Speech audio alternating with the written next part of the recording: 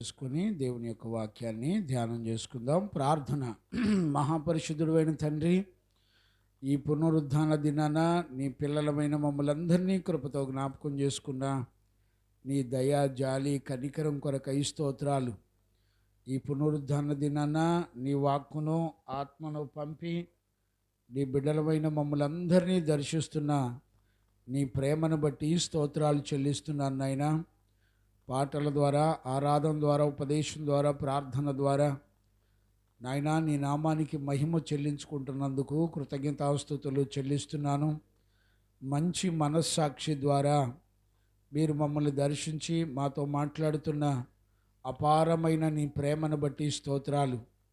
మా దినములు గడుస్తూ ఉండగానే ప్రభా, ఒక మంచి మనస్సాక్షి కలిగిన వారిగా మేము ఎలా బ్రతకాలో ప్రతి వారం మీరు మాతో మాట్లాడుతూ వస్తున్నందుకు స్తోత్రాలు.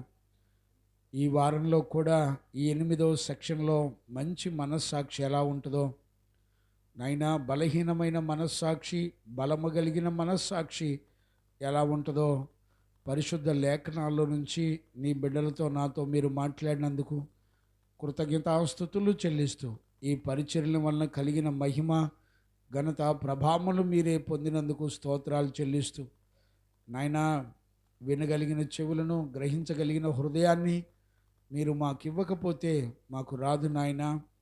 వాక్యం వింటూ ఉండగానే గ్రహించుకునే నీ కృపను నీ బిడ్డలమైన మా అందరికీ అనుగ్రహించి విశ్వాసము ద్వారా లోకాన్ని, పాపాన్ని, శరీర కార్యాలను జయించుటకు కృపచూపుతూ వచ్చినందుకు స్తోత్రాలు చెల్లిస్తూ యేసయ్య నిన్ను అడిగి పొంది ఉన్నాము తండ్రి, ఆమేన్. ప్రార్థన ఆలకించి అడిగినవన్నీ మన జీవితంలో నెరవేర్చిన యేసయ్యకు స్తోత్రము చేయుదుము. స్తోత్రం, స్తోత్రం, స్తోత్రం, స్తోత్రం, స్తోత్రం. తండ్రి, కుమార, పరిశుద్ధాత్మ దేవునికి స్తోత్రము చేయుదుము. స్తోత్రం, స్తోత్రం, స్తోత్రం, స్తోత్రం, స్తోత్రం, స్తోత్రం. ఆమేన్.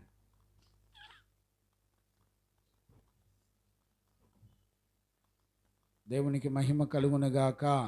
మన ప్రభు అయిన యేసయ్యకు మహిమ, ఘనత, ప్రభావములు కలుగునుగాక. ఆమేన్. చూడండి అన్న, మనందరం కూడా మంచి మనస్సాక్షిని గురించి పరిశుద్ధ లేఖనాల్లో మనందరం కూడా నేర్చుకుంటూ వస్తున్నాము. ఇది 8వ సెక్షను. 8 వారాలుగా ప్రభు మంచి మనస్సాక్షిని గురించి పరిశుద్ధాత్మ దేవుడు మనతో మాట్లాడడాన్ని మనందరం కూడా చూస్తున్నాం. కనుక ఈరోజు కూడా మంచి మనస్సాక్షిని గురించిన సంగతులు నేర్చుకోవడానికి పరిశుద్ధాత్మ దేవుడు మనందరికీ సహాయం చేసి నడిపించునుగాక. ఆమేన్. ఈ రోజున అతి ప్రాముఖ్యమైనటువంటి సంగతి నేర్చుకోవడానికి ప్రభు మనకు సహాయం చేస్తున్నాడు. వాస్తవానికి వర్షం పడకుండా ఉంటే బాగుండు అని అనుకున్నాను. అంటే మనకి రేకులు శబ్దం డిస్టర్బ్ చేస్తుందని నేను కొంచెం బాధపడ్డాను. కానీ దేవుడు పరిస్థితి కొంచెం అనుకూలపరిచారు. దేవునికి మహిమ కలుగునుగాక. Praise the lord. చూడన్న, మంచి మనస్సాక్షి భూమండలం మీద ఎంతమందిలో ఉంటుంది? ఎలా ఉంటుంది? బలహీనమైన మనస్సాక్షి ఎలా ఉంటుంది? బలము కలిగిన మనస్సాక్షి ఎలా ఉంటుంది? భూమండలం మీద మంచి మనస్సాక్షి కలిగిన ఒక గుంపు ఉంటుందంటారా? లేకపోతే ఒక్కొక్కరికి ఒక్కొక్క మనస్సాక్షి ఉంటుందా?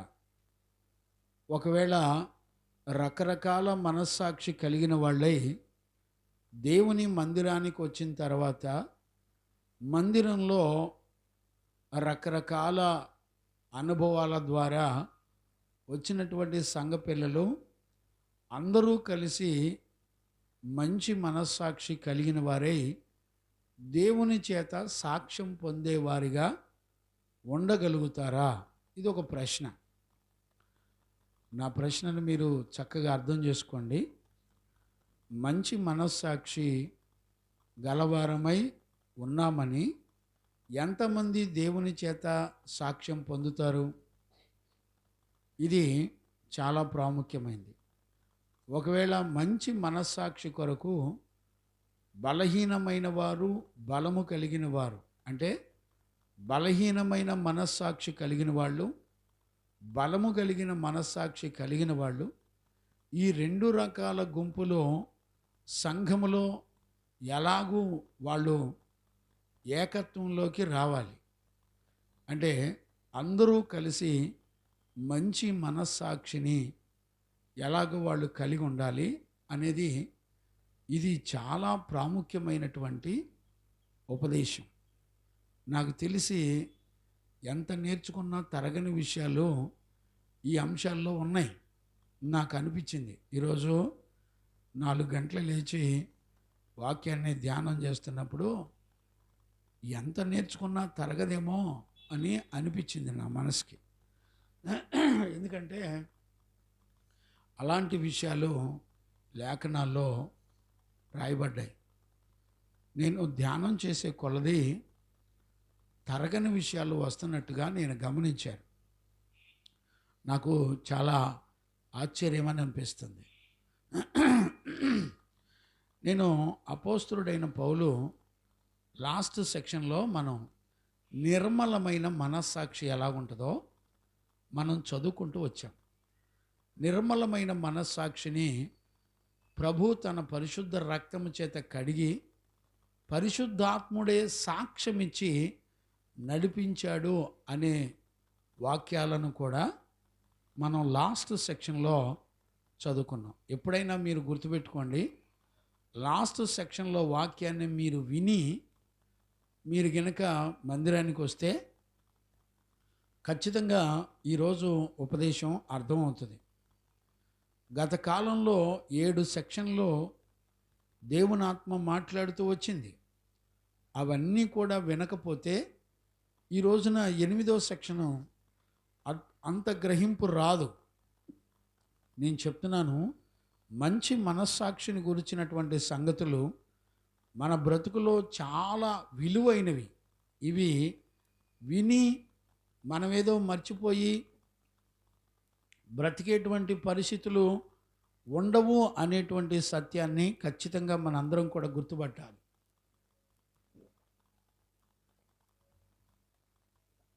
అందుకనే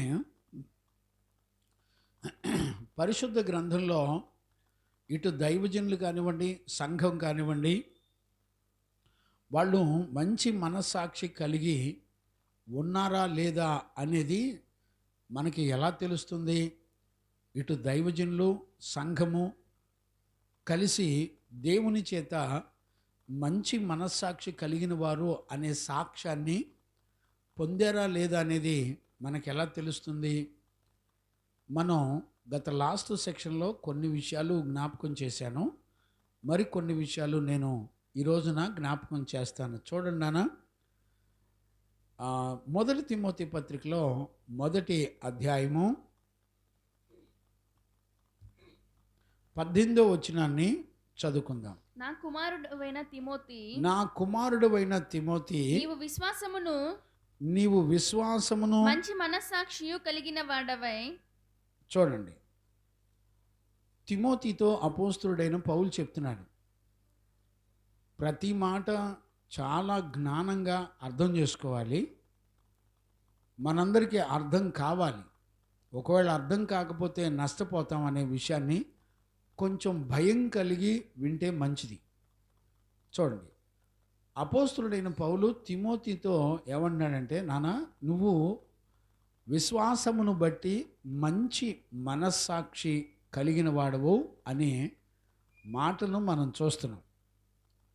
ఇప్పుడు మీరందరూ ఒక వ్యక్తిని మంచి మనస్సాక్షి కలిగిన వాడు అని పౌలు సాక్ష్యం అవడానికి గల కారణం ఏంటంటే, ముందు ఒక మాటను చెప్తున్నాడు. ఏమని చెప్తున్నాడంటే, మంచి విశ్వాసమును బట్టి అని రాసి.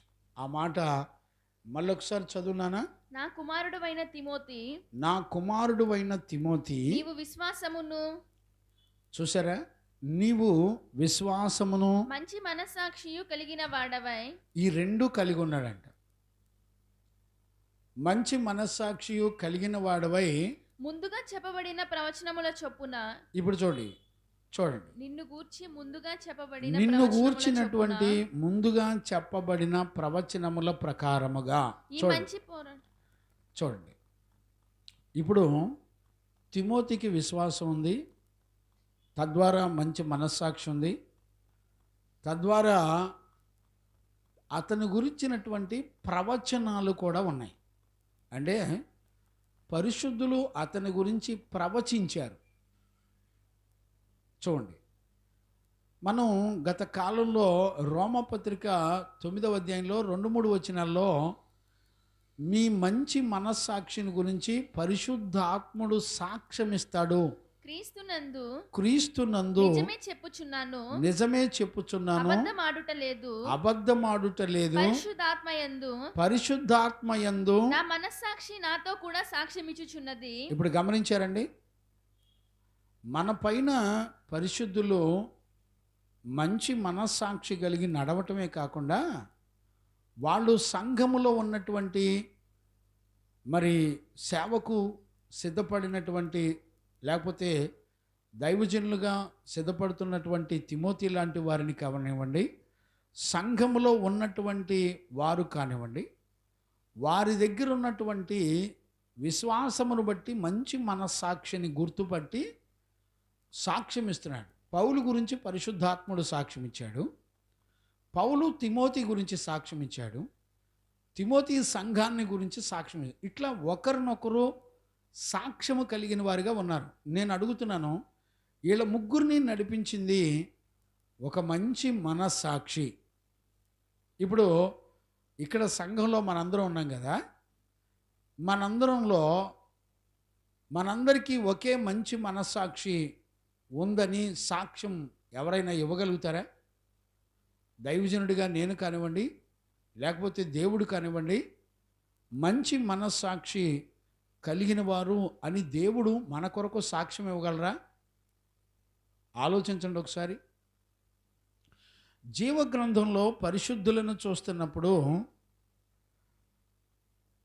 వాళ్ళందరూ కూడా ఇటు సంఘము కానివ్వండి, లేకపోతే పరిశుద్ధులు దైవజనులు అపోస్తులు కానివ్వండి, వాళ్ళ చేతి కింద ఎదిగినటువంటి సంఘం కానివ్వండి, బిడ్డలు కానివ్వండి, సేవకులు కానివ్వండి, వాళ్ళందరూ కూడా ఒక మంచి మనస్సాక్షిని కలిగి ఉన్నారు అని సాక్ష్యం పొందారు.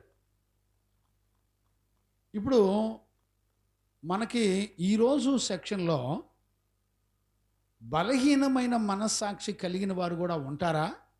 వాళ్ళు ఎలాగుంటారు? బలమైన మనస్సాక్షి కలిగిన వాళ్ళు కూడా ఉంటారా? వాళ్ళు ఎలాగుంటారు? మనం ఎలా గుర్తుపట్టాలి? ఇది మనకు తెలియాలి. ఇప్పుడు బలహీనమైన మనస్సాక్షి కూడా కలిగిన వారు కూడా ఉంటారా? ఉంటారు. మరి బలవంతులైన మనస్సాక్షి కలిగిన వాళ్ళు ఉంటారా అంటే ఉంటారు. వాళ్ళకి వీళ్ళకి తేడా ఏంటి? మీరు ఎలా గుర్తుపడతారు? ఇప్పుడు చూడండి, తిమోతి గురించి పౌలు సాక్ష్యం ఇచ్చేటప్పుడు పౌలు దేన్ని బట్టి సాక్ష్యం ఇచ్చాడంటే అతనికి ఉన్నటువంటి విశ్వాసమును బట్టి. దేవునికి మహిమ కలుగును గాక. అతని గురించి పరిశుద్ధాత్ముడు సంఘములో ప్రవచించాడట, ప్రవచనమును బట్టి. చూసారా? అతడు మంచి మనస్సాక్షి కలిగిన వాడని సాక్ష్యం ఇచ్చాడు. ఇప్పుడు ఈ రోజుల్లో మనము మంచి మనస్సాక్షి కలిగిన వారిగా ఉన్నామా లేదా అనేది దేనిని బట్టి మనల్ని గుర్తుపట్టాలి? ఇప్పుడు చూడండి, బలవంతులైన మంచి మనస్సాక్షి కలిగిన వాళ్ళు ఎలా ఉంటారంటే వాళ్ళ మనసు దేని మీద ఆధారపడి నడిపించబడుతుందో దానిని మాత్రమే ఆధారం చేసుకొని బలమైన మనస్సాక్షి కలిగిన వారా, లేకపోతే బలహీనమైన మనస్సాక్షి కలిగిన వారా అనేది మనం చెప్పొచ్చు. ఇప్పుడు చూడండి, ఇప్పుడు తిమోతిని మంచి మనస్సాక్షి కలిగిన వాడని సాక్ష్యం ఇచ్చాడు. దేన్ని బట్టి అంటే విశ్వాసమును బట్టి. ఇప్పుడు నేను అడుగుతున్నాను, మనలందరినీ దేన్ని బట్టి బలవంతులైన మంచి మనస్సాక్షి కలిగిన వాళ్ళని చెప్పాలి, బలహీనులైన మనస్సాక్షి కలిగిన వాళ్ళని చెప్పాలి? దేనిని బట్టి చెప్పాలి? ఇప్పుడు చూడండి, మనందరం భూమండలం మీద బ్రతుకుతున్నాం కదా, మనందరిలో ఏదో ఒక విశ్వాసాన్ని కలిగిన వారిగా మనందరం నడిపించబడతాం. విశ్వాసం అనేది ఏదో ఒక దాని మీద స్థిరపడి ఉంటుంది. అయితే దేవుని మీద లేకపోతే లోకం మీద దేనిదో ఒక దాని మీద ఖచ్చితంగా మనస్సాక్షి అయితే స్థిరపడి నడిపించబడాలి, ఏం సందేహం లేదు. కాబట్టి ఇప్పుడు మన హృదయంలో దేనిని నమ్మిందో దానిని బట్టి నీ మనస్సాక్షి నిన్ను నడిపిస్తూ ఉంటుంది. మళ్ళా చెప్తున్నాను, జ్ఞానంగా అర్థం చేసుకోండి. నీ హృదయం దేనిని నమ్మిందో దానిని బట్టి నీ మనస్సాక్షి నిన్ను నడిపిస్తూ ఉంటుంది. అర్థమైందని నేను అనుకుంటున్నాను. ఇప్పుడు నీ నమ్మకం దేని మీద చెప్పండి. ఇప్పుడు మన హృదయాన్ని మనలను మనం పరీక్షించుకొని అడిగి తొంగి చూస్తే మన మనస్సాక్షి దేనిని నమ్మి దేని విషయాల కొరకు మన మనస్సాక్షి సాక్ష్యం ఇచ్చి ఓకే అని చెప్తుంది. నీ నమ్మకానికి ఆధారం నీ హృదయంలో ఏది ఉందో దానిని బట్టి నీ మనస్సాక్షి పనిచేస్తుంది. నేను మొన్న 3 రోజుల క్రితం మంతెన సత్యనారాయణ గారి గురించి తెలుసు కదా మీకు. మంతెన సత్యనారాయణ గారు, ఆయన ఈ అమ్మ గ్రూప్ వాళ్ళు ఏదో ఉంటారు చూడండి, మన సేమ్ టీపీఎం లాగా డ్రెస్ వేసుకుంటారు స్త్రీలు, దాని పేరేంటో గుర్తురావట్లేదు. ఆ సహవాసంలో వాళ్ళ మిసెస్ పనిచేస్తుందట. అని బట్టి వాళ్ళ సహవాసంలో జనాలందరూ ఆడిటోరియంలో గ్యాదర్ అయ్యి ఆయన ప్రసంగించాడు. ఆయన మాట్లాడడాన్ని నేను చూశాను, విన్నాను. నేను దగ్గర గంట పైన మాట్లాడాడు. నేను ఒక 30 గంట వరకు విన్నాను. చాలా అద్భుతంగా మాట్లాడాడు. ఆయన చెప్తూ ఏమన్నాడంటే, మీకు ఒక రహస్యం చెప్తున్నాను. అంటే కొంతమందికి మీకు తెలుసో తెలీదో నాకు తెలీదు, కొంతమందికి తెలుసని నేను అనుకుంటున్నానని చెప్పి ఆయన ఏమన్నారంటే, మన శరీరం అన్నిటికంటే ప్రమాదకరమైంది, కానీ శరీరం కంటే ప్రమాదకరమైంది దానిని నడిపించే మనస్సు అన్నాడండి. గమనించారా? ఇప్పుడు నీ శరీరం కూడా తప్పు చేయాలన్నా పాపం చేయాలన్నా నిన్ను నడిపించేది నీ మనస్సాక్షే అని చెప్పాడండి. నాకు ఆ పదం విన్నప్పుడు నేను చాలా ఆశ్చర్యపోయాను. అరే, చాలా మంచి విషయాన్ని ఇతను క్యాచ్ చేసాడే అనిపించింది. నాకు అనిపించింది తర్వాత పరిశుద్ధ జీవ గ్రంథం కూడా ఆయన రహస్యంగా చదువు ఉండొచ్చేమో నాకు తెలియదు. ఎందుకంటే మంచి మనస్సాక్షిని గురించి మాట్లాడినటువంటి ఏకైక గ్రంథం మన జీవ గ్రంథం, పరిశుద్ధ గ్రంథం. అందులో మంచి మనస్సాక్షిని గురించి మంచి స్కాలర్గా, మంచి ప్రొఫెసర్గా ఎక్కువ సందర్భాల్లో మాట్లాడింది ఎవరంటే అపోస్తలుడైన పౌలు. పౌలు దగ్గర చాలా సందర్భాల్లో నేను కొన్ని విషయాలు 14 రోమాపత్రిక 14-15 అధ్యాయాలు, 1 కొరింథీ పత్రిక 8, 9, 10 అధ్యాయాలు, ఇంకా చాలా, అంటే నేను ఇంకా ధ్యానం చేయలేదు, ఊరికే అందులో కొన్ని విషయాలు నేను చదువుతున్నప్పుడు చాలా మంచి మనస్సాక్షి ఎలా పాడైపోద్ది, పాడైపోయినా బలహీనపరచబడిన మనస్సాక్షిని గురించిన సంగతులు అపోస్తలుడైన పౌలు చాలా విషయాలు మాట్లాడాడండి. నేను రాత్రి తెల్లవారుజామున నేను ధ్యానం చేసేటప్పుడు నేను చాలా ఆశ్చర్యపోయాను. అది తవ్వే కొద్దిగా పౌలు మాట్లాడే విషయాలన్నీ బయటపడుతున్నాయి. అవన్నీ ఎంత స్పష్టంగా ఉన్నాయంటే గత కాలంలో నేను కూడా చదివాను, కానీ నేను మంచి మనస్సాక్షి అనే టాపిక్లో ఆ విషయాలు చదువుతున్నప్పుడు చాలా ఆశ్చర్యపడ్డాను. నేను చాలా ఆశ్చర్యం వేసింది. దేవునికి మహిమ కలుగునుగాక. Praise the Lord. ఇప్పుడు చూడండి, పరిశుద్ధులు సంఘంలో అందరూ కూడా ఒక మంచి మనస్సాక్షి కలిగిన వాళ్ళుగా సాక్ష్యం పొందుతున్నారు. ఇది ఇప్పుడు నేను రిఫరెన్స్లో చూపించాను, మనం ఆల్రెడీ ఇప్పుడు చదువుకున్నాం. మీరు లాస్ట్ సెక్షన్ కూడా మీరు చదవండి. అందులో కూడా నేను చెప్పాను, మీకు అర్థమవుతుంది.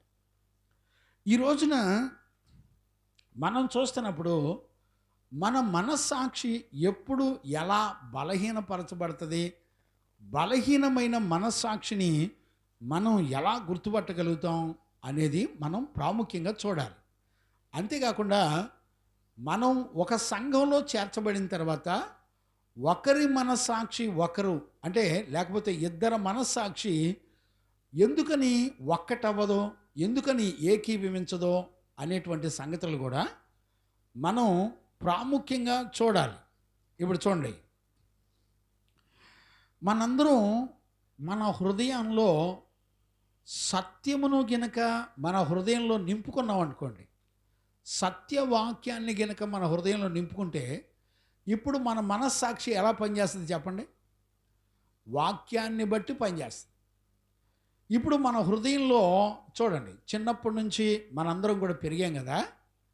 చిన్నప్పటి నుంచి బాల్యదినం నుంచి పెరిగిన మనం దేనిని బట్టి పెరిగామని చెప్పండి? చూడండి, పరిస్థితులను బట్టి మన తల్లిదండ్రులు ఎలా ప్రవర్తించారో కళ్ళారా చూసాం. లేకపోతే వారి మాట, వారి ప్రవర్తన, వారి క్రియలు, మన పితరుల యొక్క క్రియలు దేవుని కలిగి ఉండి నడిపించబడ్డారా, దేవుని లేకుండా మనుషుల మీద, మనుషుల జ్ఞానం మీద ఆధారపడి వాళ్ళ విశ్వాసం నడిపించబడిందా, లేకపోతే వాళ్ళ మనస్సాక్షి నడిపించబడిందా అనేది మనకు తెలుస్తూ ఉంటుంది. చాలా సందర్భాల్లో మనం దేవుని యొక్క సత్యవాక్యము ద్వారా నడిపించబడిన మనస్సాక్షిని మనం చాలా అరుదుగా చూస్తాం, చాలా తక్కువగా చూస్తాం. దానికి కారణం ఏంటి అనంటే మనకు అవగాహన లేకపోవటం. దేవుడు అసలు మనిషికి మంచి మనస్సాక్షిని ఇచ్చాడన్న సంగతి మనం అసలు గుర్తుపట్టలేని పరిస్థితుల్లో ప్రజలు ఉన్నారు. ఈ రోజుల్లో ప్రజలందరూ కూడా దేవుడు మనకిచ్చిన మనస్సాక్షి విషయంలో చాలామంది బలహీనపరచబడిన వాళ్ళై ఉన్నారు. దానికి కారణం ఏంటి చెప్పండి? నువ్వు దేనిని నమ్మేవో దానిని బట్టి నీ మనస్సాక్షి పనిచేస్తుంది. ఇప్పుడు చూడండి, ఉదాహరణకి నేను ఒక మాట చెప్తా. మనందరికీ మార్కెట్ ఉంది కదా, మార్కెట్కి వెళ్ళి మంచిగా నేను ఒక కేజీ మటన్ తెచ్చాను అనుకోండి. మటన్ తెచ్చి నేను ఇంట్లో అమ్మ చేత లేకపోతే ఇంట్లో పిల్లల చేత వండించాను అనుకోండి. వండించి నేను తినేటప్పుడు చాలా నిరభ్యంతరంగా చక్కగా తింటాను నేను. ఇది నాకేమి లోపం అని అనిపించదు. కానీ మరొక వ్యక్తి కనుక వచ్చి,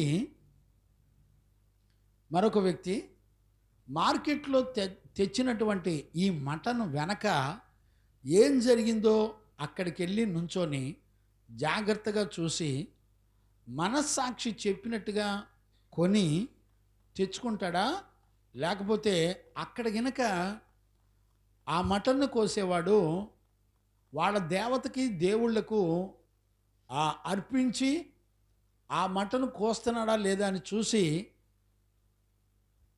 మన దగ్గరికి వచ్చి, పాస్టర్ గారు మీరు తెచ్చిన మటను మార్కెట్లో మీరు కొన్నారు, కానీ మీరు నిదానించి కనుక చూసినట్టయితే ఆ మటన్ కొట్టోడు దాన్ని వాళ్ళ దేవతలకు, విగ్రహాలకు బలిచ్చిన తర్వాత అది మనకు అమ్మాడు అని కనుక చెప్పాడు అనుకోండి. ఇప్పుడు ఇద్దరు మనస్సాక్షి ఎలా ఉంటుంది చెప్పండి? ఇద్దరు మనస్సాక్షి ఎలా ఉంటుంది? ఒక అతనికేమో అభ్యంతరం ఏమీ లేదు, అతను మార్కెట్కి వెళ్ళాడు, చక్కగా మటన్ తెచ్చుకున్నాడు, వండించుకున్నాడు, తిన్నాడు. కానీ మరొక వ్యక్తి ఏమో అసలు మటన్ కోసేవాడు ఏం చేస్తున్నాడో కూడా చూశాడు. చూసి అతను కూడా వచ్చాడు, కానీ మటను అది విగ్రహాలకు అర్పితమైంది కాబట్టి నేను తినకూడదు అనేటువంటి ఆలోచన కలిగి అతడు నడిపించబడ్డాడు అనుకోండి. ఇప్పుడు వీళ్ళిద్దరు మనస్సాక్షి ఒకే రీతిగా స్పందించిందండి? స్పందించలే. ఎందుకని? ఎందుకని స్పందించలే అంటే, నేను ఇదంతా ఎగ్జాంపుల్ చెప్తానండి. ఇవన్నీ లేఖనాల్లో ఉన్నాయి, వాక్యాధారాలతో సహా బైబిల్లో ఉన్నాయి. గమనించారా? అలా ఉన్నప్పుడు ఈ ఇద్దరు మనస్సాక్షిలో విభేదాలు వస్తాయా రావా? ఖచ్చితంగా వస్తాయి. వచ్చినప్పుడు ఏమంటారు? ఒకడేమో నాకేమీ మనస్సాక్షి ఏం తప్పు అనిపించలేదండి, నేను వెళ్ళాను, తెచ్చుకున్నాను, తిన్నాను అని అంటాడు. మరొకడేమో లేదు లేదు, దాని వెనక జరిగిన సంగతి అది, కాబట్టి మనం అట్లా తినకూడదు అని అంటాడు. అంటే ఇద్దరు మనస్సాక్షులు ఏమైంది? ఇప్పుడు తేడా వచ్చేసింది. అంటే కలవల. ఇప్పుడు మీరు గమనించారా? ఇప్పుడు దేవుని వాక్యం ఏం చెప్తుంది అనేది ప్రాముఖ్యంగా చూసుకోవాలి. ఇప్పుడు చూడండి, ఇద్దరు మనస్సాక్షి ఒక సందర్భంలో తేడా వచ్చినప్పుడు వాళ్ళిద్దరు కలిసి ఏ సందర్భంలోకి వెళ్ళి చూసుకోవాలా? మన ప్రామాణికం ఏంటంటే దేవుడు ఏం చెప్పాడు అనేది చూసుకోవాలి. ఇప్పుడు చూడండి, ఒక వ్యక్తి ఏమో దేవుని వాక్యాన్ని బట్టి చూస్తున్నాడు, ఒక వ్యక్తి ఏమో దేవుని వాక్యంతో సంబంధం లేకుండా చూస్తున్నాడు. అంటే వీళ్ళిద్దరు మనస్సాక్షి ఒకే విధంగా స్పందించడంలా, అంటే వేరువేరుగా స్పందిస్తున్నాయి. సందర్భం ఒకటే. అంటే ఇలాంటి విభేదమైనటువంటి మనస్సాక్షి వేరువేరుగా, ఇప్పుడు చూడండి, భర్త భార్య ఉంటారు, పిల్లలు ఉంటారు, ముగ్గురు ఉంటారు. ముగ్గురులో భర్త ఏమో దేవుని యొక్క వాక్యాన్ని నమ్ముతాడు, దేవుని యొక్క వాక్యాన్ని విశ్వసిస్తాడు. మీరు గుర్తుపట్టండి. భార్య అది పెద్దగా స్పందించదు. ఇప్పుడు చూడండి, అందం మోస్కరం సౌందర్యం వ్యర్థమని భర్త తన మనస్సాక్షి ద్వారా అమ్మా మనం ఇలా ఉండకూడదు అని ధర్మశాస్త్రంలో దేవుడు మాట్లాడిన దాన్ని బట్టి మాట్లాడతాడు అనుకోండి. మీకు ఇంకా అర్థం కావాలంటే, ఇప్పుడు యూదులు ఉన్నారు, ఇశ్రాయేలీలు ఉన్నారు. ఇశ్రాయేలీలు అందరూ కూడా ధర్మశాస్త్రాన్ని బట్టి నడిపించబడతా ఉంటారు వాళ్ళంతా కూడా. ఇప్పుడు వాళ్ళ దగ్గరికి వెళ్ళి ఎబెనెజరయ్య పంది మాంసం కనుక తీసుకెళ్ళి ఇచ్చి వండుకొని తినమంటే వాళ్ళు తింటారా? ఎందుకని? అతని మనస్సాక్షికి ధర్మశాస్త్రం ఎరిగిన వాడైండి నడిపించబడతా ఉంటాడు. ధర్మశాస్త్రంలో దేవుడు ఏది చెప్పాడో దాని ప్రకారంగా యూదులు నడిపించబడతా ఉంటారు. అందుకని వాళ్ళు మనం తీసుకెళ్ళి పంది మాంసాన్ని ఇస్తే వాళ్ళు తినరు, ఒప్పుకోరు. కారణం ఏంటి? తన మనస్సాక్షికి ధర్మశాస్త్రం ఆధారంగా, నమ్మకత్వానికి ఆధారంగా చేసుకొని నడిపించబడుతున్నారు. గమనించారండి? ఇప్పుడు మన నమ్మకం ఏంటి? గమనించారా? దేవునికి మహిమ కలుగునుగాక. పోనీ మనం ఎవరి విశ్వాసులు ఇంటికైనా వెళ్ళామనుకోండి, ఒక విశ్వాసి ఇంటికి వెళ్ళిన వెంటనే దైవజనుడు వచ్చాడని చెప్పి వాళ్ళు టకటక తీసుకొచ్చి ఏదో ఒక ఆహార పదార్థాన్ని తీసుకొచ్చి నాకు ఇచ్చాడు. నేను ప్రార్థన చేసుకొని తినేశాను. తిన్న తర్వాత నా దగ్గరికి ఒక బ్రదర్ వచ్చి, అయ్యగారు వాళ్ళు ఎక్కడి నుంచి తీసుకొచ్చారో ఆ పదార్థాన్ని మీరు చూసారా? వాళ్ళు విగ్రహ అర్పితమైన దానిని తీసుకొచ్చి వాళ్ళ ఇంట్లో పెట్టుకున్నారు, అది మీకు ఇచ్చారు, మీరు తినేశారు, ఇది ఎలా కుదురుతుంది అని చెప్పి నన్ను ప్రశ్నించాడు అనుకోండి. ఇప్పుడు మన స్పందన ఏంటి?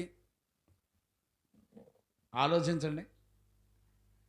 ఇప్పుడు కొత్త నిబంధన సంఘాల్లో జరిగేటువంటి యుద్ధాలన్నీ కూడా ఇవే, తీర్పులన్నీ కూడా ఇవే. ఒకళ్ళొకళ్ళు తీర్పు తీర్చుకుంటూ విభేదించబడేది ఇక్కడే. అందుకని నేను చెప్పాను కదా, మనందరం సంఘంలో చేర్చబడ్డాం, మనందరం ఎక్కడెక్కడోళ్ళవో అక్కడ కొద్దిగా వాక్యం విని చేర్చబడ్డాం. సంఘంలో ఒక్కొక్క కుటుంబం ఎలా ఉంటుందంటే వాక్యాన్ని లోతుగా అర్థం చేసుకొని వాళ్ళ జీవితం కానీ వాళ్ళ పిల్లలు కానీ వాళ్ళ కుటుంబం కానీ వాక్య ప్రకారంగానే వాళ్ళ మనస్సాక్షిని నడిపించుకుంటూ ఉంటారు. అంటే వాళ్ళ మనస్సాక్షికి ఆధారం ఏంటి అని అంటే వాక్యమే ఆధారం. అంటే వాళ్ళు నమ్మింది దేన్ని అంటే వాక్యం. ఇప్పుడు చూడండి, వీళ్ళు ఒక సంఘంలో ఉన్నారు. కొంతమంది పిల్లలు మామూలుగా జనరల్గా ఎదిగి వచ్చినటువంటి పిల్లలు ఉంటారు. అంటే అక్కడక్కడ కొద్ది కొద్ది వాక్యం తెలిసినటువంటి పిల్లలు ఉంటారు. ఇప్పుడు వాళ్ళు చేర్చబడిన తర్వాత వాళ్ళు కూడా సంఘంలో ఉంటారు. ఇప్పుడు వాళ్ళు ఏమంటారంటే, ఇదేంటి ఈ అమ్మాయి మంచి మేకప్ వేసుకొని వచ్చింది, ఇదేంటి సంఘంలో ఎట్టు ఉండొచ్చా, మరి వీళ్ళకి తెలీదా అనేటువంటి ఆలోచనలు వస్తాయి. ఇప్పుడు చూడండి, ఇప్పుడు షేక్స్పియర్ నవళ్ళు ఉంటాయి కదా, చాలామంది నవళ్ళు బాగా చదువుతారు. ఇప్పుడు బాగా దేవుని యొక్క వాక్యం మీద ఆధారపడి పెరిగిన దేవుని పిల్లలు ముందల ఒక ఫ్యామిలీ కనుక నవల్లో చదువుతున్నారనుకోండి, ఏమంటారు చెప్పండి? వీళ్ళు ఇంకా క్రైస్తవులు కాదనుకుంటా, వీళ్ళు సంపూర్ణంగా మారలేదనుకుంటా, మరి వీళ్ళు ఎప్పుడు మారుతారు, వీళ్ళు ఎలా తెలుసుకుంటారు అని వారి మధ్యలో ఒకరికొకరు విభేదాలు వస్తాయి. ఇప్పుడు చూడండి, ఇప్పుడు అమెరికాలో ఉందనుకోండి, అమెరికాలో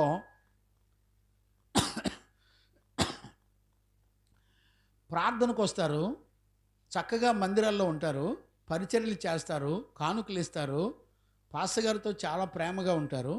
వెంటనే మందిరం అయిపోయిన తర్వాత ఫ్యామిలీ అంతా కలిసి, ఏం లేదులే ఆ ట్యాపు వాటర్ వస్తాం, అక్కడ బకెట్ పెట్టండి మనోడు, అందుకనే శబ్దం వస్తూ ఉంటుంది, అది చివరయ్యా, రైట్, దేవునికి మహిమ కలుగునుగాక, ప్రైజ్ ద లార్డ్. ఇప్పుడు అమెరికాలో చక్కగా గుడికొచ్చి పరిచర్యకు వచ్చి చక్కగా పరిచర్య అంతా చేసి ఫ్యామిలీ వాళ్ళందరూ కలిసి సినిమాకి వెళ్ళిపోతారు. ఇప్పుడు చూడండి, మన భారతదేశంలో సినిమా అంటే అది చాలా అసహ్యంగా ఉంటుంది. ఎందుకంటే అందులో అల్లరితో కూడిన ఆటపాటలు ఉంటాయి. అంతేకాకుండా నిన్న ఒక బ్రదర్ నాతో మాట్లాడుతూ వాళ్ళ డాడీ ఒకవేళ అందరూ కలిసి సినిమా చూస్తున్నప్పుడు సినిమాలో రకరకాల ముద్దు ముచ్చట్లు ఇట్లా కొన్ని మూమెంట్స్ ఉన్నప్పుడు వాళ్ళ నాన్నగారట దాన్ని స్కిప్ చేసేవాడట. అది చూడలేకుండా, అయ్యా ఇంట్లో ఆడపిల్లలు ఉన్నారు, ఇంట్లో మగపిల్లలు ఉన్నారు, మీరు జాగ్రత్తగా ఉండాలి, ఎలాంటివి చూడకూడదు అని తండ్రి గారు చెప్తూ ఉండేవాడట. నేను విన్నప్పుడు నాకు సంతోషం అనిపించింది. గమనించారా? అంటే ఇప్పుడు భారతదేశంలో ఉన్నటువంటి వ్యక్తికేమో అదేమీ పెద్ద తప్పుగా భావించాల్సిన పరిస్థితులు కనబడుతున్నాయి. అదే అమెరికాలో అనుకోండి, వాళ్ళకి అది పెద్ద తప్పుగా భావించరు. అంటే వీళ్ళిద్దరు మనస్సాక్షికి తేడా ఏంటి ఇప్పుడు ఆలోచించండి. అంటే ఇక్కడ మనం గుర్తుపట్టవలసినటువంటి ప్రాముఖ్యమైనటువంటి విషయం ఏంటి అనంటే, విశ్వాసంలో బలవంతుడైనటువంటి వ్యక్తికైనా విశ్వాసంలో బలహీనుడైనటువంటి వ్యక్తికైనా వారి ఇద్దరూ కలిసి ఎలాగ ముందుకు సాగాలి, విభేదాలు లేకుండా ఎలాగ నడిపించబడాలి అనేది ఇక్కడ చాలా ప్రాముఖ్యమైనది. ఈ రోజుల్లో సంఘములో మంచి మనస్సాక్షి కలిగిన వారు బలవంతులు, బలహీనులు, రెండు రకాల గుంపులు ఉన్నారు. వీళ్ళను ఒకళ్ళనొకళ్ళు వారు అర్థం చేసుకుని నడిపించబడాలంటే ఏం చేయాలి? ఇదే ఈ రోజుల్లో సంఘాల్లో చాలా రహస్యముతో కూడినటువంటి విభేదాలు వచ్చి బాధపడే పరిస్థితులు ఎక్కువగా ఉన్నటువంటి పరిస్థితులు కూడా ఇదే. చూడండి, ఈ రోజుల్లో దైవజనులు, సంఘాలు, విశ్వాసులు, మా సంఘం అంటే మా సంఘం, మాదంటే మాది అని చాలా రకరకాల తీర్పులు, విభేదాలు, సమస్యలు ఎక్కువగా వచ్చేటువంటి కాలాలు ఇవన్నీ కూడా. ఇప్పుడు ఉపదేశం ఏం చెబుతుంది అనే ప్రామాణికంగా, అంటే సత్యవాక్యం మనకేం చెబుతుంది అనేటువంటి ప్రాముఖ్యమైనటువంటి విషయాన్ని మనం గనక చూసుకోగలిగితే, ఇప్పుడు చూడండి, బలహీనమైన మనస్సాక్షి కలిగిన వాళ్ళు, బలము కలిగినటువంటి మనస్సాక్షి కలిగిన వాళ్ళు, వీళ్ళిద్దరికీ మధ్యలో ఏముండాలంటే సత్య సంబంధమైన దేవుని యొక్క వాక్యం ఉండాలి. దేవునికి మహిమ కలుగునుగాక. Praise the Lord. ఇప్పుడు చూడండి, మంచి మనస్సాక్షి గనక దేవుని వాక్యాన్ని గనక ఆధారం చేసుకొని నడిపించబడితే, అంటే దేవుని వాక్యము చేత నీ హృదయం నింపబడుతూ ఉండాలి ప్రతి దినం.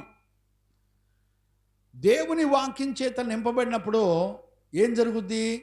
వాక్యానుసారంగా నీ మనసు ఏమంటుందంటే, అయ్యో నా దైవజనుడు వాక్యానుసారంగా నన్ను పెంచుతున్నాడు కాబట్టి నేను కూడా వాక్యానుసారంగా స్పందించాలి. దేవునికి మహిమ కలుగునుగాక. ఇప్పుడు మీ అంతరంగంలో ఉన్నటువంటి మనస్సాక్షి వాక్య ప్రకారంగా స్పందించాలి. అలా స్పందించట్లేదంటే అది బలహీనమైన మనస్సాక్షి. ఇప్పుడు వాక్య ప్రకారంగా స్పందిస్తుంది అనంటే అర్థం ఏంటి?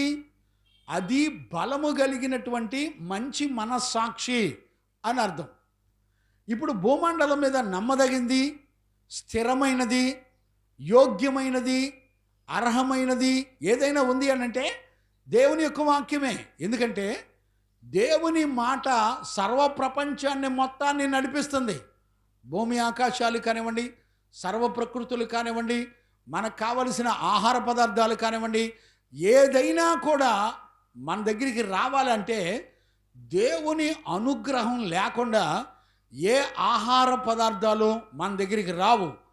తన ప్రియులు నిద్రించుచుండగా ఆయన వారికి ఆహారమును సిద్ధపరిచి పెంచి పోషిస్తున్నాడు అని జీవ గ్రంథంలో రాయబడింది. అంటే మనందరం కూడా ప్రశాంతంగా తిని నిద్రపోతుంటే రేపు ఉదయం ఎన్ని టన్నుల ఆహార పదార్థాలు భూమి పండించి తన ప్రజలైన వారికి ఇవ్వాలో అన్ని కోట్ల టన్నుల ఆహార పదార్థాలన్నీ కూడా పండించి ఇస్తుంది. గమనించారా? అంటే సర్వ ప్రకృతుల్ని, భూమి ఆకాశాలను అన్నిటినీ చూస్తున్నప్పుడు మనకు అర్థమవుతున్నటువంటి విషయం ఏంటి అనంటే, దేవుని యందు ఆయన చెప్పిన మాట ప్రకారం సర్వ ప్రకృతులు నడిపించబడుతున్నాయి అనే సంగతిని మనం గుర్తుపట్టాలి. అంటే ఇప్పుడు మనందరం కూడా మనలను మనం పరీక్షించబడి పరిశోధించబడినప్పుడు మనందరం కూడా అలానే దేవుని ఆజ్ఞ ప్రకారం నడిపించబడుతున్నామో అనే సంగతిని మనందరం కూడా గుర్తుపట్టాలి. దేవునికి మహిమ కలుగునుగాక. Praise the Lord. ఇప్పుడు చూడండి, కొలస్సీ పత్రికలో ఒక మాట నేను జ్ఞాపకం చేస్తాను. కొలస్సీ పత్రిక చదవండానా? 2వ అధ్యాయం 16వ వచనాన్ని మనం చదువుకుందాం. కాబట్టి అన్నపానముల విషయములోనైనను, ఇప్పుడు చూడండి, అన్నపానముల విషయములోనైనను, పండుగ, అమావాస్య, విశ్రాంతి దినము అను వాటి విషయములోనైనను, విశ్రాంతి దినము అనేటువంటి వాటి విషయములోనైనను మీకు తీర్పు తీర్చనెవనికిని అవకాశం ఇయ్యకుడి. మీకు తీర్పు తీర్చుటకు ఎవనికిని అవకాశం ఇవ్వకుడి. ఇవి రాబో వాటి ఛాయయే గాని, గమనించారా? ఇవన్నీ కూడా రాబో వాటి ఛాయే గాని నిజ స్వరూపము క్రీస్తులో ఉన్నది. ఏమండి, ఇప్పుడు ఆలోచించారా? నిజ స్వరూపం అంతా కూడా క్రీస్తులో ఉంది. ఏ ఏ విషయాలు మాట్లాడాడు పౌలు?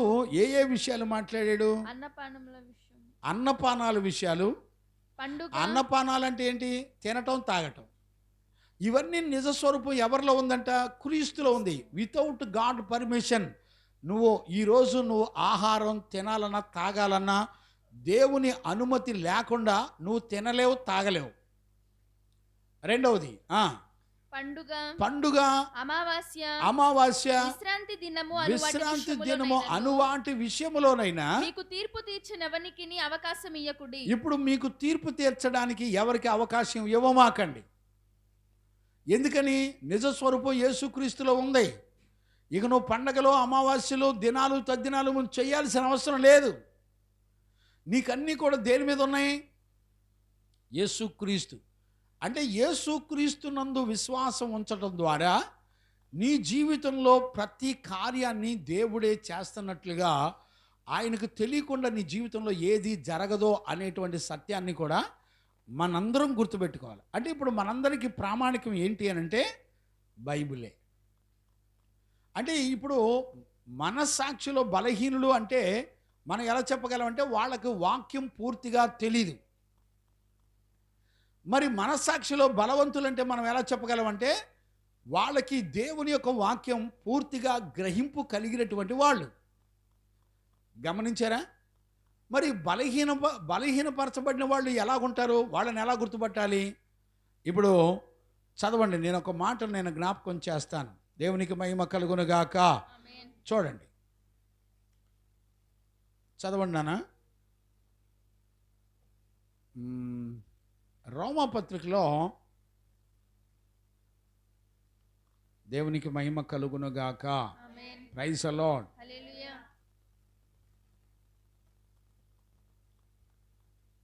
14వ అధ్యాయంలో మనం గత కాలంలో ఆల్రెడీ చదివాము. మొదటి నుంచి చదవచ్చు. విశ్వాసము విషయమై, ఇప్పుడు చూడండి, విశ్వాస విషయమై బలహీనుడైన వారిని చేర్చుకొనుడి. ఇప్పుడు గమనించారా నాన్న? ఈ 14వ అధ్యాయంలో విశ్వాస విషయాలలో బలహీనులు అంటే అర్థం ఏంటి చెప్పండి? ఇప్పుడు విశ్వాసాన్ని ఒక వ్యక్తిలో నడిపించేది ఎవరు? విశ్వాసం ఎప్పుడు వస్తుంది ఒక వ్యక్తి యొక్క జీవితంలో అంటే దేవుని యొక్క వాక్యం వినుట ద్వారా విశ్వాసం కలుగుతుంది. దేవునికి మహిమ కలుగునుగాక. Praise the Lord. ఇప్పుడు వినుట వలన విశ్వాసం వస్తుంది కదా. ఒకవేళ వాళ్ళు విశ్వాస విషయాల్లో బలహీనులైతే అంటే అర్థం ఏంటి? వాక్యాన్ని వింటలా, అంటే వాక్యాన్ని నమ్మటలా, వాక్యం మీద ఆధారపడడంలా వాళ్ళే బలహీనులు. వాళ్ళే విశ్వాస విషయంలో బలహీనులైన వాళ్ళే బలహీనులుగా ఎంచబడతారు. అంటే దేవుని యొక్క వాక్యం ఎరగనటువంటి వాళ్ళే బలహీనులు. సంపూర్ణంగా ఎరిగుండాలి. కంటిన్యూ చేయనా? విశ్వాస విషయమై బలహీనుడైన వారిని చేర్చుకొనుడి. మీరు విశ్వాస విషయంలో బలహీనులైన వారిని మీరు చేర్చుకోవాలి. అయినను సంశయములను తీర్చుటకు వాదములు పెట్టుకోవద్దు. ఒకడు సమస్తమును తినవచ్చునని. ఇప్పుడు చూడండి, ఇప్పుడు ఒకడేమంటాడు?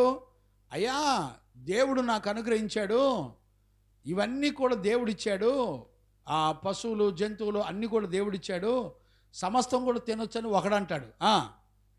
చదువున్నాను. ఒకడు సమస్తమును తినవచ్చునని నమ్ముచున్నాడు. ఒకడు సమస్తమును తినవచ్చునని నమ్ముతున్నాడు. మరి ఒకడు బలహీనుడై ఉండి కూరగాయలనే తినుచున్నాడు. అంటే అర్థం ఏంటి? ఇప్పుడు ఒక వ్యక్తి సడన్గా ఆలోచించాడు అనుకోండి, అయ్యో మనం జంతువుల్ని పేకోసి చంపేసి అవి విలవిల్లాడిపోతూ ఉంటాయి, వాటిని ఎంతో బాధ పెట్టి మనం వాటిని చంపుకొని మటన్ తింటున్నాము, ఇది మంచిది కాదని ఒక వ్యక్తి ఆలోచించుకున్నాడు అనుకోండి. మరో వ్యక్తి అంటాడు, లేదు ఇవన్నీ కూడా తినడానికి దేవుడు మాకు అనుమతించాడు కాబట్టి మేమందరం ఇలా తినొచ్చు అని అంటాడు. ఇప్పుడు అంగట్వాని అంగట్లో అనే మాట ఎక్కడ? అది 1 కొరింథీయులు అనుకుంటాను, చూడన్నా 8:10 ఎక్కడ ఉంటుంది, నాకు బాగా గుర్తులేదు. అంగట్వాని అంగట్లోకి వెళ్ళి కొనుక్కోమంటాడు. 4వ వచనమా ఎక్కడ చూడండి? 1 కొరింథీ పత్రిక 8వ అధ్యాయంలో 10వ వచనం కానీ లేకపోతే అంగట్వాని అంగట్లో అని ఉంటుంది చూడండి. కొనుక్కునేవాడు దొరికిందా?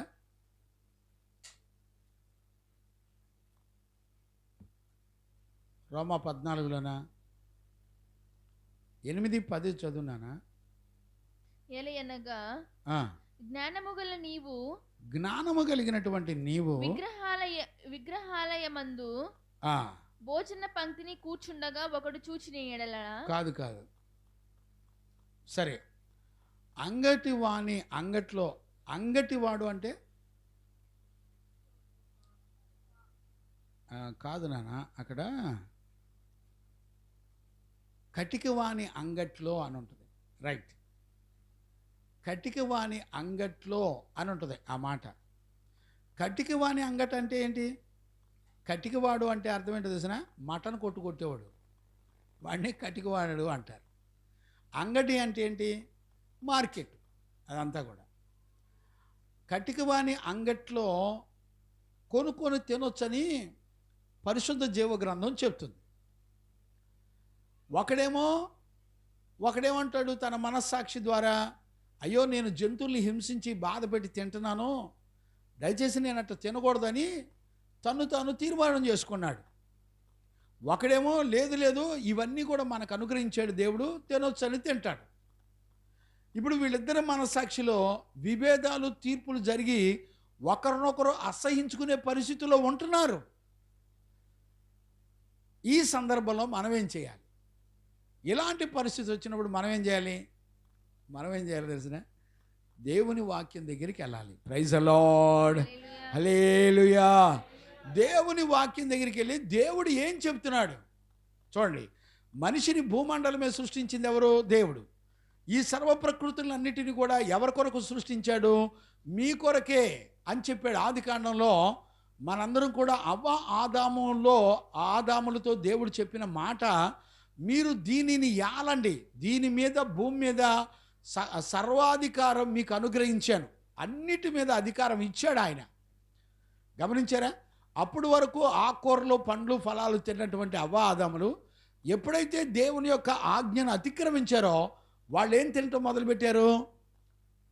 జలప్రళయం తర్వాత, ఆజ్ఞను అతిక్రమించిన తర్వాత వాళ్ళు ఏం తిన్నారంటే మాంసాన్ని తిన్నారు.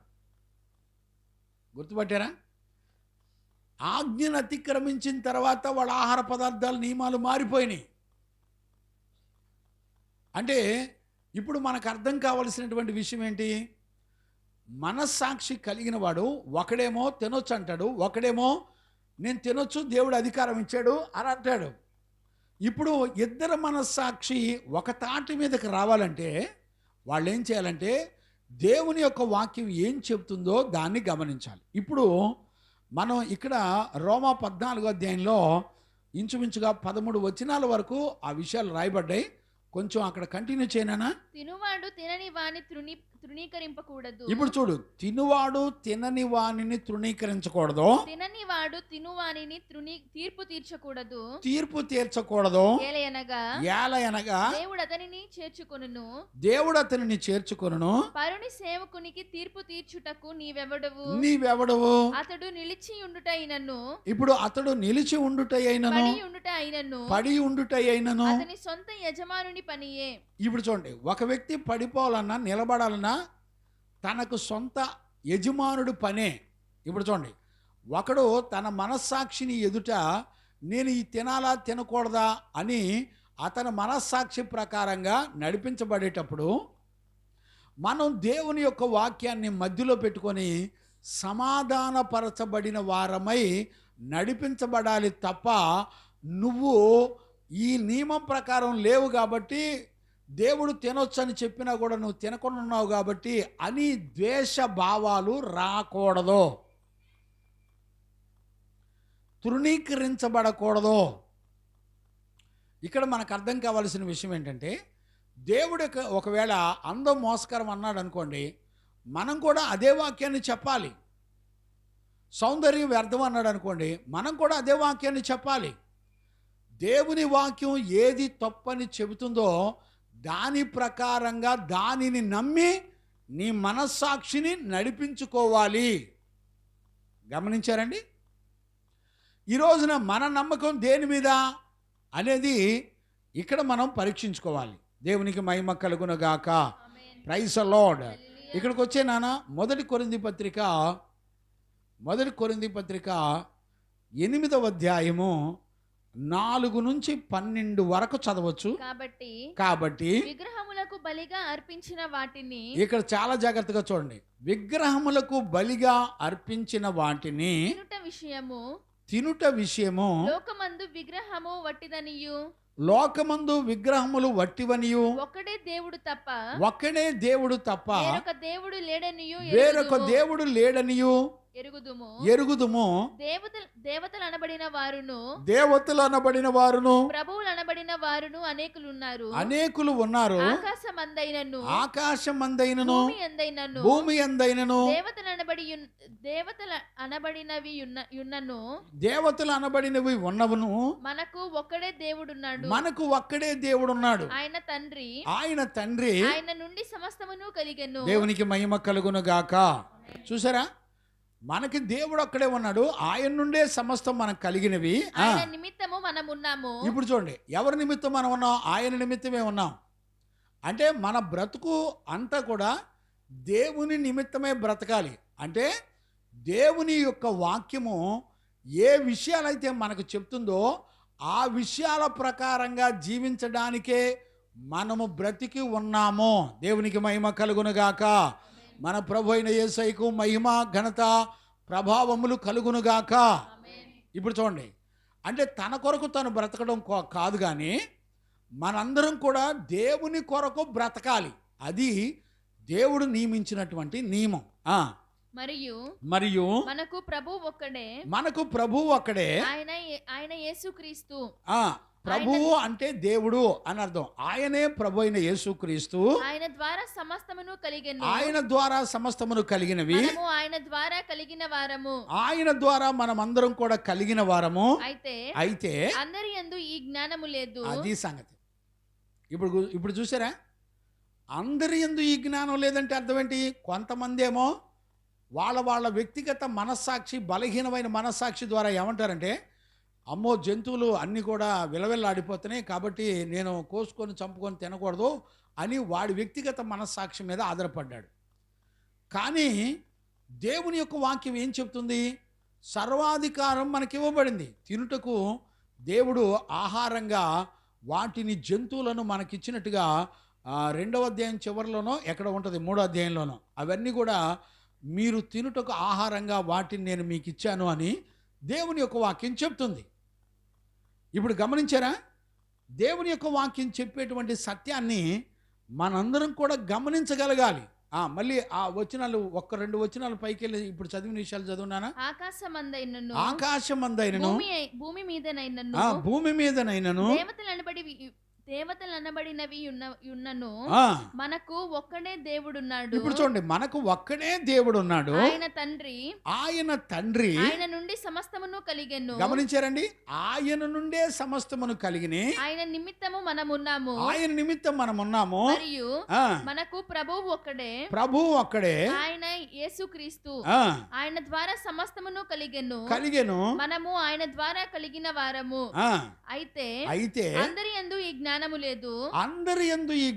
లేదు. కొందరిది వరకు విగ్రహమును ఆరాధించిన వారు గనుక. ఇప్పుడు చూడండి, గత కాలంలో కొంతమంది మనోళ్ళంతా విగ్రహాలను ఆరాధించిరి గనుక తాము భుజించేటువంటి పదార్థములు విగ్రహమునకు బలి ఇయ్యబడినవని ఎంచి భుజిస్తారు. వాళ్ళంతా కూడా వారి మనస్సాక్షి బలహీనమైనదై. ఇప్పుడు చూడండి, ఎప్పుడు మనస్సాక్షి బలహీనమైంది? వాళ్ళు గత కాలంలో విగ్రహాలకు అర్పించి వాటిని తినేవాళ్ళు, వాళ్ళకి అది అలవాటు కనుక అలాంటి బ్రతుకుతున్న వాళ్ళు, వాళ్ళ మనస్సాక్షి బలహీనపరచబడింది, వాళ్ళ మనస్సాక్షి అపవిత్రపరచబడింది అని చెప్పి వాక్యం మనం చదువుకుంటూ వస్తున్నాం. ఇప్పుడు కంటిన్యూ చేయనా? ఇందువలన వారి మనస్సాక్షి బలహీనమైనదై. ఇందువలన వారి యొక్క మనస్సాక్షి బలహీనపరచబడిందై అపవిత్రమగుచున్నది. భోజనమును బట్టి దేవుని ఎదుట మనము మెప్పు పొందుదము. దేవుని ఎదుట మనం మెప్పు పొందుదమా? తినకపోయినందున మనము తక్కువ లేదు. మనకు ఎక్కువ లేదు.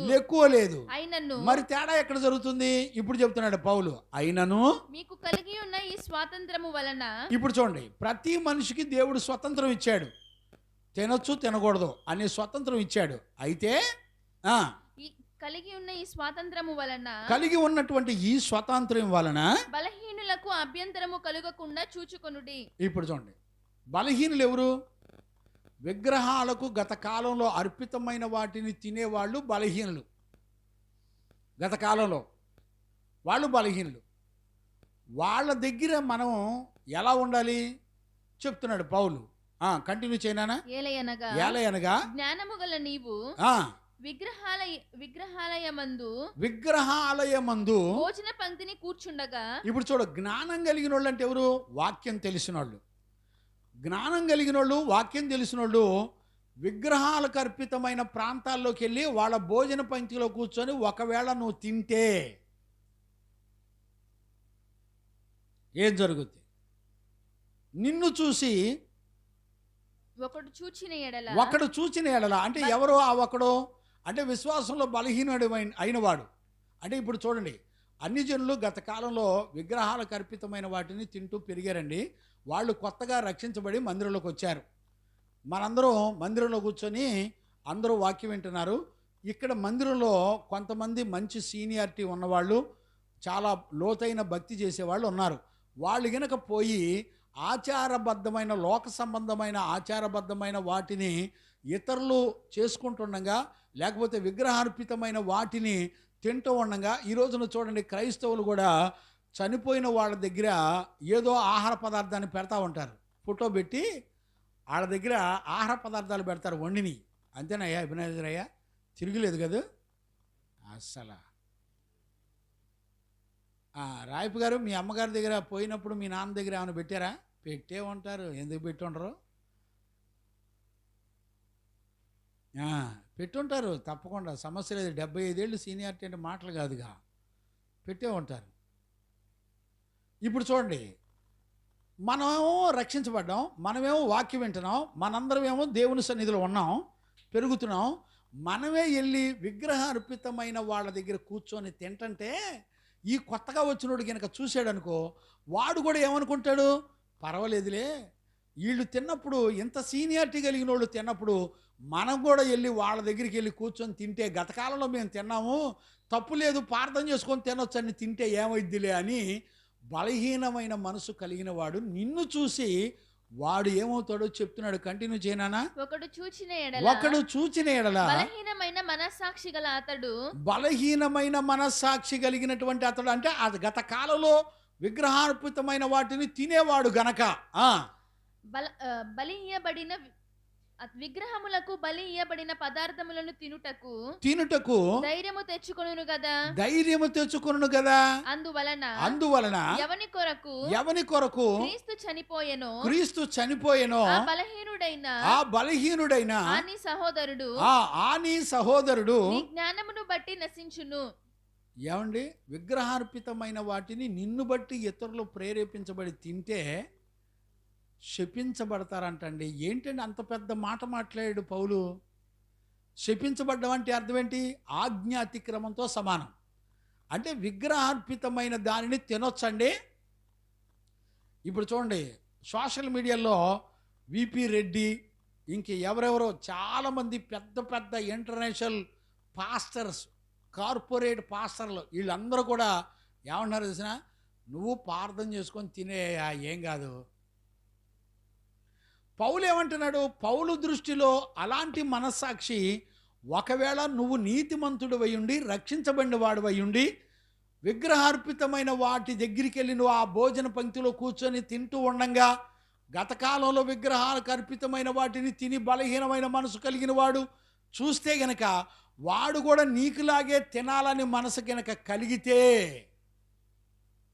నిన్ను బట్టి, జ్ఞానము కలిగిన నిన్ను బట్టి అతడు శపించబడతాడు. జ్ఞానం కలిగిన అంటే వాక్యం తెలిసిన నిన్ను బట్టి అతడేమైపోతాడు?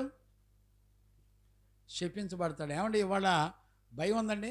పౌలు దృష్టిలో ఏం చెప్తున్నాడు? వాక్యాన్ని బట్టి చెప్తున్నాడు. వాక్యం ఏం చెప్తుంది? ఇప్పుడు గనక బలహీనమైన మనసు కలిగిన వాడు లోక సంబంధమైన ఆచారాలతో విగ్రహ సంబంధమైన పూజలు చేస్తూ వాటికి బలిచ్చిన వాటిని తినటం మొదలు పెడితే వాడు శపించబడిన వాడుగా మార్చబడతాడు. ఎవరిని బట్టి? ఎవరిని బట్టి అండి? మనందరం భక్తిపరులం, జ్ఞానం కలిగిన వాళ్ళం అనేవాడు తప్పు చేస్తే, ఇప్పుడు చిన్న ఉదాహరణ చెప్తా. ఇప్పుడు లేకపోతే ఇస్సాకు ఉన్నాడు, మన నిహాల్ ఉన్నాడు. వీళ్ళిద్దరూ కలిసి అన్నదమ్ములు అనుకోండి. వీళ్ళిద్దరూ మంచి అన్నదమ్ములు, ఇద్దరూ చక్కగా పరిశుద్ధుల వాక్యాన్ని విని చక్కగా ఎదుగుతున్నారు. ఒకరోజు సడన్గా మన ఇస్సాకు బాబు వచ్చి, అయ్యా నేను వేరే సంఘానికి వెళ్ళిపోతున్నాను, నేను అయ్యగారిని విడిచిపెట్టి వెళ్ళిపోతున్నాను, నాకు అవసరం లేదు, ఈ భక్తి నాకు అవసరం లేదు అని నామకార్థ సంఘాలకి వెళ్ళి అక్కడ గనుక లోక సంబంధమైన ఆచారాలు పద్ధతులతో ఏకీభిస్తూ ఆ సంఘాలకు వెళ్తున్నాడు అనుకోండి. ఇప్పుడు కొద్ది రోజుల తర్వాత నిహాల్ మనసు ఏమనిపిస్తుంది చెప్పండి? మరీ ఎంత ఇరుకైన మార్గంలో ఈ విన్సెంట్ పాల్ అయ్య గారి దగ్గర కూర్చుంటే ఇట్టయితే మనం బతికినట్టే, ఒక సుఖం లేదు, సంతోషం లేదు, ఆనందం లేదు. మా అన్న చూడు గుండు కొట్టించుకొని కూడా ప్రతిష్టలో ఎదిగి అక్కడ ఆ పక్క సంఘాలకు వెళ్ళి, నామకార్థ సంఘాలకు వెళ్ళి మంచి ఇప్పి క్రాఫ్ కటింగ్ వేసుకొని ఎంతలో జుట్టు పెట్టుకొని, ఎవడయ్యాడు? ఏ హీరో ఆడు? ఆడెవడో మనోడు అన్నాడుగా కార్తీక్, అది అబ్బాయి రామ్ చరణ్ హీరో స్టైల్ అంట. మన కార్తీక్ వచ్చినప్పుడు చెప్పాడు, రే ఈ స్టైల్ ఎక్కడదరా నీ తలకంటే రామ్ చరణ్ గారు రామ్ చరణ్ లాగే ఉండాడు. అరే ఈయన్ని పట్టుకొని మొత్తం గుండు కొట్టండి రా అన్న. కూర్చోబెట్టి కొట్టేశారు మొత్తం శుభ్రంగా. వాడు కూడా ఏం మాట్లాడలా, మెదలకుండా కూర్చున్నాడు. ఏదో ఒక రోజు బయటికి వెళ్ళకపోతానా, అప్పుడు మళ్ళీ NT Rama Rao junior NTR hair style పెట్టుకోపోతానా అనుకోనంట. ఇప్పుడు చూసారా? అంటే ఇప్పుడు మీరు ఆ పరిస్థితిని మీరు జ్ఞానంగా అర్థం చేసుకోండి. చక్కగా పరిశుద్ధ జీవితం చేసి ప్రతిష్ఠితుల సంఘంలో ఎదిగి కొంతకాలం ఎదిగిన తర్వాత తన మనస్సాక్షి ఆకర్షించబడి ఈ బతికిన 4 రోజులైనా ఎంజాయ్ చేద్దామని చెప్పి సినిమా హీరో స్టైలు పెట్టుకొని మన ఇస్సాకు నడుస్తున్నప్పుడు, ఇప్పుడు మన నిహాల్ గనక రోజు వాళ్ళ అన్నను గనక ఇట్లా చూస్తున్నాడు అనుకో, కొద్ది రోజుల తర్వాత నిహాల్ కళ్ళు కూడా మెల్ల కళ్ళు వస్తాయి. ఎటా చూస్తాడు, ఎటా చూస్తాడు. చూసిన తర్వాత ఆహా మా అన్నయ్య చూడు, ఇస్సాక్ అన్నయ్య ఎంత ఎంజాయ్ చేస్తున్నాడో, డబ్బులు కలిసి వచ్చినాయి, ఆస్తులు కలిసి వచ్చినాయి, వాడి స్టైల్ చూడు, రోజుకో డ్రెస్ వేస్తుండో, రోజుకు ఒక హోటల్లో తింటుండో, ఎక్కడ ఫంక్షన్లు పెడితే అక్కడికి వెళ్ళి చక్కగా తింటున్నాడు. చికెన్ బిర్యానీ, చికెన్ 65, మటన్ జబ్బల 5, ఏదో మరి తందూరి లాగుతున్నాడు.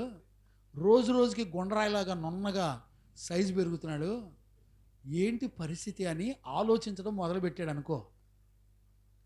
ఇతను కూడా తన మనసును మార్చుకొని బలహీనుడై అతనిలాగా తిరిగిపోయాడు అనుకో. పౌలు ఏమంటాడు తెలుసా? పౌలు దగ్గరికి వచ్చి అడిగితే పౌలు ఏమంటాడు తెలుసా? అతడు ఆ జ్ఞానం కలిగిన వాడు బలహీనపరచబడిన ప్రవర్తన ద్వారా ఇతడు మనసు కూడా బలహీనపరచబడింది కాబట్టి, ఆ వచనం చదువునానా ఏమన్నాడు పౌలు? ఒకడు చూచిన ఎడల బలహీనమైన మన మనస్సాక్షి అతడు విగ్రహములకు బలియబడిన పదార్థములను తినుటకు ధైర్యము తెచ్చుకొనును కదా. చూసారా? అన్నయ్య దర్జాగా తిరుగుతున్నప్పుడు నాకేంటి అని మన నిహాల్ కూడా ధైర్యం తెచ్చుకున్నాడు అనుకోండి. ధైర్యం తెచ్చుకొని ఏం చేస్తాడు? ఇరుకైన మార్గాన్ని వదిలిపెట్టి విశాలమైన మార్గంలోకి వెళ్ళిపోతాడు దర్జాగా. ఇప్పుడు అక్కడ ఏం చేస్తాడంట? అట్ట గనుక వెళ్ళినందుకు అందువలన ఎవని కొరకు క్రీస్తు చనిపోయెను. ఇప్పుడు చూసారా, అతనికి ఎవరితో అటాచ్మెంట్ ఉంది? క్రీస్తుతో అటాచ్మెంట్ ఉంది. ఆ బలహీనుడైన ఆని సహోదరుడు నీ జ్ఞానమును బట్టి నశించును. నీ జ్ఞానమును బట్టి నశించిపోవడం అంటే ఏంటి అంటే, వీడు గత కాలంలో ఇస్సాకు వాక్యానుసారంగా నడిచాడు, ప్రతిష్ట కలిగిన జీవితం చేశాడు, దైవ జ్ఞానం తెలుసు, వాక్యం తెలుసు, కానీ బలహీనుడయ్యాడు. అతనిని బట్టి ఇప్పుడు ఏం జరుగుతుంది? కంటిన్యూ చేయి. నశించును కదా. చూసారా ఎంత ప్రమాదం జరిగిందో? ఇప్పుడు చూడండి తల్లిదండ్రులారా, ఇప్పుడు మిమ్మల్ని మీరు పరీక్షించుకోండి. ఇప్పుడు మీరు మీ పిల్లల కంటే వయసులో అనుభవం కలిగిన వాళ్ళు కదా, మీకు మీ పిల్లల కంటే వాక్యం తెలిసిన వాళ్ళు కదా. వాక్యం తెలిసిన మీరు వాక్యాన్ని విడిచిపెట్టి వ్యర్థమైన జ్ఞానం ఉన్నా కూడా లోక సంబంధమైన ఆచారాలు, మనుషుల కట్టడలతో మీరు నడిపించబడ్డం మీ పిల్లలు చూసి దేవుని వాక్య ప్రకారంగా కాకుండా వాళ్ళు కూడా మీ ప్రవర్తన బట్టి బలహీనులై వాళ్ళు కూడా విగ్రహార్పితమైనవి తిన్నారనుకోండి, నీ బిడ్డలు నష్టపోవడానికి కారణం ఎవరు? నువ్వు. దేవుడు ఎవడైనను దేవుని ఆలయమును పాడు చేసిన ఎడల నేను వానిని పాడు చేస్తాను అన్నాడా లేదా? ఇప్పుడు చెప్పండి. నీ వ్యర్థమైన, నీకు జ్ఞానం ఉంది, వాక్యం తెలుసు, అన్నీ తెలిసినా కూడా వాక్యమందు విశ్వాసం ఉంచి నీ ప్రవర్తన కనుక నడిపించబడకపోతే, నీకు పుట్టిన పిల్లలు విశ్వాసంలో గనుక నడిపించబడకుండా వాళ్ళు కూడా విగ్రహారాధన గనుక వెళ్ళి తినేస్తంటే అతడు నశించిపోవడానికి కారణమైన నిన్ను దేవుడు విడిచిపెడతాడా? చెప్పండి. ఇప్పుడు మన దగ్గర ఏ మనస్సాక్షి ఉంది? మన దగ్గర ఏ జ్ఞానం ఉంది? చూసారా, జ్ఞానం ఉంది, మనం జ్ఞానవంతులు అని చెప్పుకుంటున్నాం సంఘంలో, సమాజంలో. కానీ క్రియల్లోకి వచ్చేప్పటికీ ఆ జ్ఞానం కాస్త ఏమైంది? నువ్వే వెళ్ళి, వాక్యం చెప్తున్న దైవజనుడే వెళ్ళి మేకప్లు, ఫేర్ అండ్ లవ్లీలు, పట్టు వస్త్రాలు వేసుకొని ఉంగరాలు పెట్టుకొని దర్జాగా తిరుగుతుంటే, దైవజనుడే వడ్డీలు, అప్పులు, చీటీలు చేస్తుంటే, వ్యాపారాలు చేస్తుంటే, దైవజనుడే కూలికి వాక్యం బోధిస్తుంటే, ఇక సంఘం పరిస్థితి ఏంటి చెప్పండి? ఈరోజు నేను చెప్పనా, తీయటి మాటలు చెప్పి సంఘంలో దైవజనులు వ్యాపారం చేసుకుంటున్నారు. అంటే బైబిల్లో ఉన్న వాక్యాల్ని, నీ విశ్వాసానికి కారణమైనటువంటి వాక్యాన్ని కలిపి చెరిపి నీకు బోధించి నీ దగ్గర డబ్బులు తీసుకొని ఒక వ్యాపారం చేసినట్టుగా చేసి నీ దగ్గర కానుకలు దశంభాగం తీసుకొని వాళ్ళ కడుపులు, వాళ్ళ జానడ పొట్టలు నింపుకొని వాళ్ళ ఇళ్ళు వాకిళ్ళు టేకి తలుపులతో, ఇళ్ళు గ్రానైట్ రాళ్లతో ఇళ్ళు వాకిళ్ళు కట్టుకొని సుఖభోగములు యందు ఆనందిస్తుంటే, మరి దైవజనుడే అంత సుఖభోగాలు విడిచిపెట్టకుండా ఆనందిస్తుంటే, మేకప్లు, ఫేర్ అండ్ లవ్లీలు వేసుకొని, వెండి బంగారాలు వేసుకొని, సోకులు వేసుకొని నడిపించబడుతుంటే, ఏమండి ఇవాళ పట్టు చీర లేకుండా ఏ పాస్టర్మైనా ఉందయ్యా? పాస్టర్ గారైనా కోటు లేకుండా పాస్టర్ గారు ఉన్నారండి? పిల్లిగడ్డం లేకుండా పాస్టర్ గారు వాక్యం చెప్పేవాళ్ళు ఉన్నారా? ఇదే ప్లేస్లో అపోస్తలుడైన పౌలు ఉంటే ఒప్పుకుంటాడండి? విశ్వాసిని పెళ్లి చేసుకోమన్నాడా? వజ్రాల వ్యాపారస్తుడిని చూసి పెళ్లి చేసుకోమన్నాడండి రాయపు గారా? చూసారా, వాళ్ళ పాస్టర్లో వజ్రాల వ్యాపారస్తులను చూసుకొని పెళ్ళిళ్ళు చేసుకుంటే అక్కడికి పోయి ఎగబడి తినొస్తున్నాడండి. ఏం చెప్తాం, మనమేమంటాం? అదే పౌలు ఉంటే ఒప్పుకుంటాడా? నీ మనస్సాక్షిని పాడు చేసిన వాడు ఎంత దౌర్బల్యం కలిగిన వాడు చూడండి. బిడ్డలారా, మనం గనుక మన మనస్సాక్షిని దేవుని వాక్యం చేత నడిపించుకునే జీవితం కనుక మనం చేయకపోతే, మన ప్రవర్తన ద్వారా, మన అజ్ఞానం ద్వారా మన వెనక వస్తున్నటువంటి మన పిల్లల తరాలు భ్రష్టులైపోతారు, పాడైపోతారు, శపించబడతారు, నశించిపోతారు. గుర్తుపట్టారా? ఈరోజు దేవుని యొక్క వాక్యాన్ని వింటున్న దేవుని పిల్లరా, మన మనస్సాక్షికి ఆధారం, దేన్ని ఆధారం చేసుకొని నడిపించబడుతున్నాం? ఉపదేశాన్నేనా, వాక్యాన్నేనా? ఇప్పుడు చెప్పండి, విగ్రహార్పితమైనది తినొచ్చని చెప్పేవాళ్ళు ఎంతమంది ఉన్నారు చెప్పండి? ఇవాళ పబ్లిక్గా వాళ్ళను ఫాలో అయ్యేవాళ్ళు లక్షల్లో ఉన్నారండి. విపి రెడ్డి అనేవాడు విగ్రహార్పితమైన వాటిని తినొచ్చు, ఏం కాదని ప్రసంగాలు చేస్తే అతన్ని ఫాలో అయ్యేవాళ్ళు ఎంతమంది ఉన్నారు తెలిసిన? 5-6 లక్షల మంది ఉన్నారంటండి.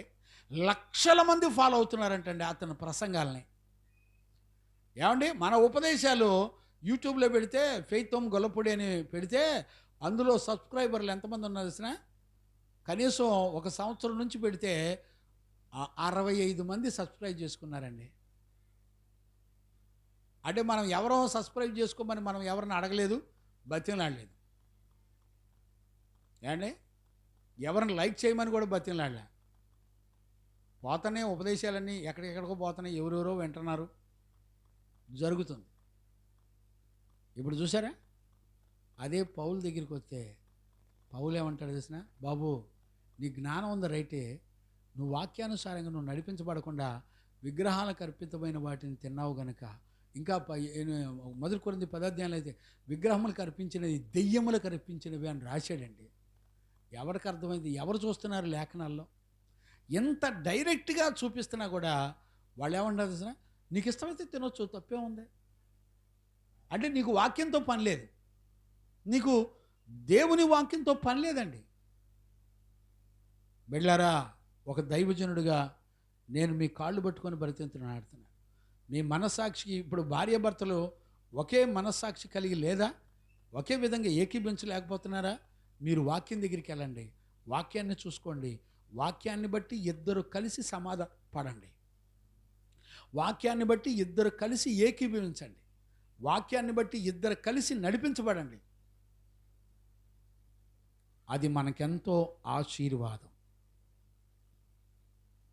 మనందరం ఒకే మనస్సాక్షి కలిగి ప్రభు యొక్క రాకడ కొరకు సిద్ధపడడం అనేది దేవుని యొక్క సంకల్పం.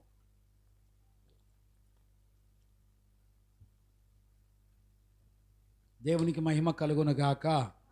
Praise the Lord. ఎక్కడ దాకా చదివానా? 12వ వచనం దాకా చదివావా? 1 కొరింథీ పత్రిక 8వ అధ్యాయం ఎక్కడ దాకా చదివావు? కంటిన్యూ చేయనా? ఇలాగూ చూడండి, 7 నుంచి మళ్ళొకసారి కంటిన్యూ చేయి. నేను ఇక్కడ మీకు ఒక విషయం చెప్తాను. అయితే అందరి యందు ఈ జ్ఞానము లేదు, అందరి యందు ఈ జ్ఞానం లేదు, కొందరిది వరకు విగ్రహమును ఆరాధించువారు గనుక తాము భుజించు పదార్థములు విగ్రహమునకు బలి ఇయ్యబడినవని ఎంచి భుజించుదురు. ఇందువలన వారి మనస్సాక్షి బలహీనమైనదై, ఇప్పుడు చూడండి 7వ వచనంలో వాళ్ళ మనస్సాక్షి బలహీనమైందని చెప్పాడు, అపవిత్రమగుచున్నది, అపవిత్రమవుతుంది. 9వ వచనంలో చదువునానా? అయినను మీకు కలిగి ఉన్న ఈ స్వాతంత్రము వలన బలహీనులకు అభ్యంతరము కలుగకుండా చూచుకొనుడి. చూడండి, బలహీనులు ఎవరు? ఇప్పుడు విగ్రహార్పితమైన వాటిని తినేవాడు బలహీనుడు. వాళ్ళతో పాటు నువ్వు కూడా కూర్చొని తిన్నావనుకో, ఏంటి పరిస్థితిక? ఇక్కడ చూడండి, 7వ వచనంలో బలహీనమైన మనస్సాక్షి గురించి మాట్లాడాడు, 9వ వచనంలో బలహీనమైన మనస్సాక్షి గురించి మాట్లాడాడు, 11వ వచనం చదువునానా? అందువలన ఎవని కొరకు క్రీస్తు చనిపోయెనో ఆ బలహీనుడైన, చూడండి మళ్ళీ బలహీనత గురించి మాట్లాడి, ఆ బలహీనుడైన ఆని సహోదరుడు నీ జ్ఞానమును బట్టి నశించిపోతాడు. 12వ వచనం చదువునా? ఈలాగు సహోదరులకు విరోధముగా పాపము చేయుట వలనను. చూసారా, దాన్ని ఏమన్నాడు? సహోదరులకు విరోధంగా పాపం చేసినడు అవుతావు. నీ ప్రేరేపణ బట్టి. ఇప్పుడు చూడండి, తల్లి చక్కగా అలంకరించుకుంది అనుకోండి, పిల్లలు కూడా చక్కగా గోరింటాకు, నెయిల్ పాలిషు, ఏమండి న్యాచురల్ అందం దేవుడిచ్చింది కాకుండా, అబ్బాయి దేవుడిచ్చిన అందం సరిపోవట్లేదు, నీకు ఎక్స్ట్రా కావాలని చైన్లు, నక్లెస్లు, సోకులు, ఎచ్చులు, పెదాలకి ఏంటిదయ్యా, లిబ్బం, లిప్స్టిక్లు, ఇంకా చెప్పయ్యా. ఇసాకు మీ అమ్మమ్మ మీ నాయనమ్మలో ఎవరు లిప్స్టిక్లు వాడరా? దేవునికి స్తోత్రం. చూసారా, వేసుకున్నారనుకోండి, పిల్లలు కూడా అదే బాటలో నడుస్తారుగా. ఇప్పుడు పౌలు దగ్గరికి వచ్చి పౌలు చెప్తున్నాడు, బాబు మీరు పాపం చేసిన వాళ్ళు అవుతారు. ఇప్పుడు చూడండి, దేవుని వాక్యానికి భిన్నమైనది నీలో నీ పిల్లల్లో కనపడుతున్నప్పుడు, నిన్ను బట్టి పెద్దవాళ్ళమైన మనల్ని బట్టి పిల్లలు కనుక పాడైపోతే, వాళ్ళ మనస్సాక్షి బలహీనపరచబడితే, ఇప్పుడు పౌలు ఏమంటున్నాడు, అలాంటి వాళ్ళు పాపులు అంటున్నాడు. అండి పాపులు అంటున్నారా లేదా? ఇప్పుడు చెప్పండి, మీ పిల్లలను నాశనం చేసేది, పాపులుగా చేసేది తల్లిదండ్రులా పక్కింటోళ్ళే? ఏండి రాయపు గారు, పిల్లల్ని నాశనం చేసేవా? ఇప్పుడు నీ కొడుకులు మనవళ్ళ సంతానం ఎన్ని దిగేసుకొని తిరుగుతున్నారు చూసుకొని ముడుచుకుంటాడు మా నాన్న. వాడు చాలా మంచోడండి, ఏమి లేదు 4 ఉంగరాలు పెట్టి 4 చైన్లు వేస్తే వాడు మంచోడంట. ఏం మాట్లాడను నేను? ఎన్నోసార్లు నువ్వు దుర్మార్గుడు అంటే తలంచుకున్నాను నేను. అపోస్తలుడైన పౌలు వాక్యం చూపించి చెప్తున్నాడు, బాబు మీరు గనుక ఇలా చేస్తే మిమ్మల్ని బట్టి మీ పిల్లల మనస్సాక్షిని పాడు చేసుకొని అలా లోక సంబంధ వాక్యానికి విరుద్ధమైన ప్రేరేపణ ద్వారా మీ పిల్లలు కనుక నడిపించబడితే మీరు నెంబర్ 1 పాపులు. పాపి కడుపున పాపే పుడతాడా పుట్టడా? నీతిమంతుని కడుపున నీతిమంతుడు పుడతాడా లేదా? గొర్రె కడుపున గొర్రె పుట్టిద్దా మేక పుట్టిద్దా? ఏమండి, దైవజనుడేమో పాస్టర్ గారు, వాళ్ళ పిల్లలేమో సినిమా హీరోలా తెలుసా? ఇక్కడే విజయవాడ పట్టణంలో ఉన్నారు తెలుసా మీకు? పాస్టర్ నాన్నగారేమో పాస్టర్ గారు, కొడుకేమో సినిమా హీరో. కావాలా పరిచయం చేయమంటావా? నేర్చుకుంటానంటే చెప్పు. వాళ్ళ అబ్బాయి కూడా నీకులా మంచి హైట్ వెయిట్ ఉంటాడు. అర్థమైందా? దేవుని స్తోత్రం. చూసారా, గొర్రె కడుపున గొర్రె పుట్టగలిగిన కానీ మేక పుట్టిద్దా? ఇప్పుడు తల్లిదండ్రులు చేదు చచ్చిపోతే పిల్లల్లో చేదు చచ్చిపోద్ది. తల్లిదండ్రుల చెట్టు వేరులో చేదు ఉందనుకోండి, మొదటి ముద్ద పరిశుద్ధమైందైతే ముద్దంతా పరిశుద్ధమవుతుంది, ఆహారం అంతా పరిశుద్ధమైంది. చూసారా, ఒకవేళ చెట్టు ఏరులో ఆశలు కోరికలు ఎత్తులు సోకులు ఉన్నాయనుకోండి, అవే నడక పిల్లలు కూడా వచ్చేస్తాయి. ఇప్పుడు వాక్యాన్ని బట్టి చూస్తే మీ మంచి మనస్సాక్షిని చెరుపుతున్న తల్లిదండ్రులారా జాగ్రత్త. మీ మనస్సాక్షిని వాక్యాన్ని బట్టి తల్లిదండ్రులు నడిపించబడకపోతే వాళ్ళ పిల్లల్ని పాపంలోకి నడిపించే తల్లిదండ్రులుగా మారుతారు. ఇప్పుడు నీతిమంతుడైన దైవజనుడు వాక్యాన్ని బట్టి మాట్లాడుతూ ఆ మాట మళ్ళీ కంటిన్యూ చేయనా? మళ్ళొకసారి ఒక వచ్చిన పైకి చదివి మళ్ళీ కంటిన్యూ చేయి, నేను ముగిస్తున్నాను. అందువలన ఎవని కొరకు క్రీస్తు చనిపోయాడో ఆ బలహీనుడైన నీ సహోదరుడు చూడండి, ఎవరంట? మన సహోదరుడు. నీ జ్ఞానమును బట్టి నశించిపోతాడు. ఈలాగు సహోదరులకు విరోధముగా పాపము చేయుట వలనను సహోదరులకు విరోధంగా నువ్వు పాపం చేయుట వలనను వారి బలహీనమైన మనస్సాక్షిని నొప్పించుట వలనను. ఏ మనస్సాక్షినండి? బలహీనమైన మనస్సాక్షి. ఇప్పుడు నువ్వు నొప్పించి నీ చెత్త అలవాట్లు నీ పిల్లలకు నేర్పుతున్నావుగా. ఇప్పుడు తల్లిదండ్రుల్లో ఉన్న నిజమైన అలంకరణ ఎప్పుడు బయటకు వస్తుంది తెలిసిన? ఫంక్షన్లకు వెళ్ళేటప్పుడు బయటకు వస్తాయి. ఫంక్షన్లకు వెళ్ళేటప్పుడు కూతుర్ని ఎట్లా రెడీ చేస్తారు? ఇక్కడ మందిరంలో బాగానే కనపడతారు నా కళ్ళకి, అంతేనా? మన ప్రశాంత్ అయ్యా, అఖిలమ్మ అంతేనా? ఒకవేళ నువ్వు ఫంక్షన్కి వెళ్ళాలనుకో, మీ అమ్మ ఎట్లా రెడీ చేస్తుంది నిన్ను? అసలు అయ్యగారు లేడు గీగారు లేడు, ఇక్కడికి ఊరు చూస్తారు, పదా చలో అంటాడా లేదా? అంటదా లేదా? ఏమాయి పల్లెవి అంటదా లేదా అని ఇప్పుడు ఏం చేస్తుంది? పెదాలు లిప్టిక్ వేసుకున్నావు ఎప్పుడన్నా? వేసుకున్నావు ఎప్పుడన్నా? వేసుకున్నావా లేదా? చెప్పమ్మా, వేసుకున్నావా? మా అమ్మ బంగారం. ఇప్పుడు చూడు, లోకం అంతా నీకు సపోర్ట్ చేసింది. వీళ్ళందరూ ఎవరో తెలిసిన? వాక్యాన్ని అతిక్రమించిన పాపులు. నేను చెప్తున్నాను జాగ్రత్త. నీ పొరుగువాడు దేవుని ఆత్మ, బైబిల్లో చెప్పబడింది, ఎవడైనాను దేవుని ఆలయమును పాడు చేసిన ఎడల వారిని నేను పాడు చేస్తున్నాను. ఎక్కడది? మొదటి కొరింథీ 3:13 16 చదవండి నాన్న. ఆ ఒక్క మాట చదివి నేను ముగిస్తాను, టైం అయిపోయింది. మొదటి కొరింథీ 3:16 చూడు. మీరు దేవుని ఆలయమై ఉన్నారనియు. ఇప్పుడు మీరెవరు? దేవుని ఆలయమై ఉన్నారనియు, దేవుని ఆత్మ మీలో నివసించుచున్నాడని, దేవుని ఆత్మ మీలో నివసిస్తున్నాడనియు మీరు ఎరగరా? ఎవడైనను దేవుని ఆలయమును పాడు చేసిన ఎడల, ఇప్పుడు మంచి మనస్సాక్షి నువ్వు పాడు చేస్తే దేవుడు వాణ్ణి పాడు చేయును, నిన్ను కూడా పాడు చేస్తాడు. ఇప్పుడు చూడు, నువ్వు చెడిపోయింది కాక నీ పిల్లల్ని చెడగొట్టి మీరు కుటుంబం చెడిపోతారు. ఏమంటే ఈ విషయాల్లో సంఘాలకు బోధించే వాళ్ళు ఉన్నారండి ఎవడన్నా? అసలు మందిరానికి వస్తేనే ఆడపిల్లలు జీన్ ప్యాంట్లు టీషర్ట్లు వేసుకొని వస్తున్నారండి మందిరాలకి. సరే, ఇంట్లో అంటే జనరల్గా వేసుకుంటాం, అది వేరే విషయం. మందిరాలకు వచ్చేటప్పుడు కూడా జీన్ ప్యాంట్లు, టైట్ టీషర్ట్లు, బన్నీలు వేసుకొని వచ్చి ఎవరికి చూపించాలి చెప్పండి?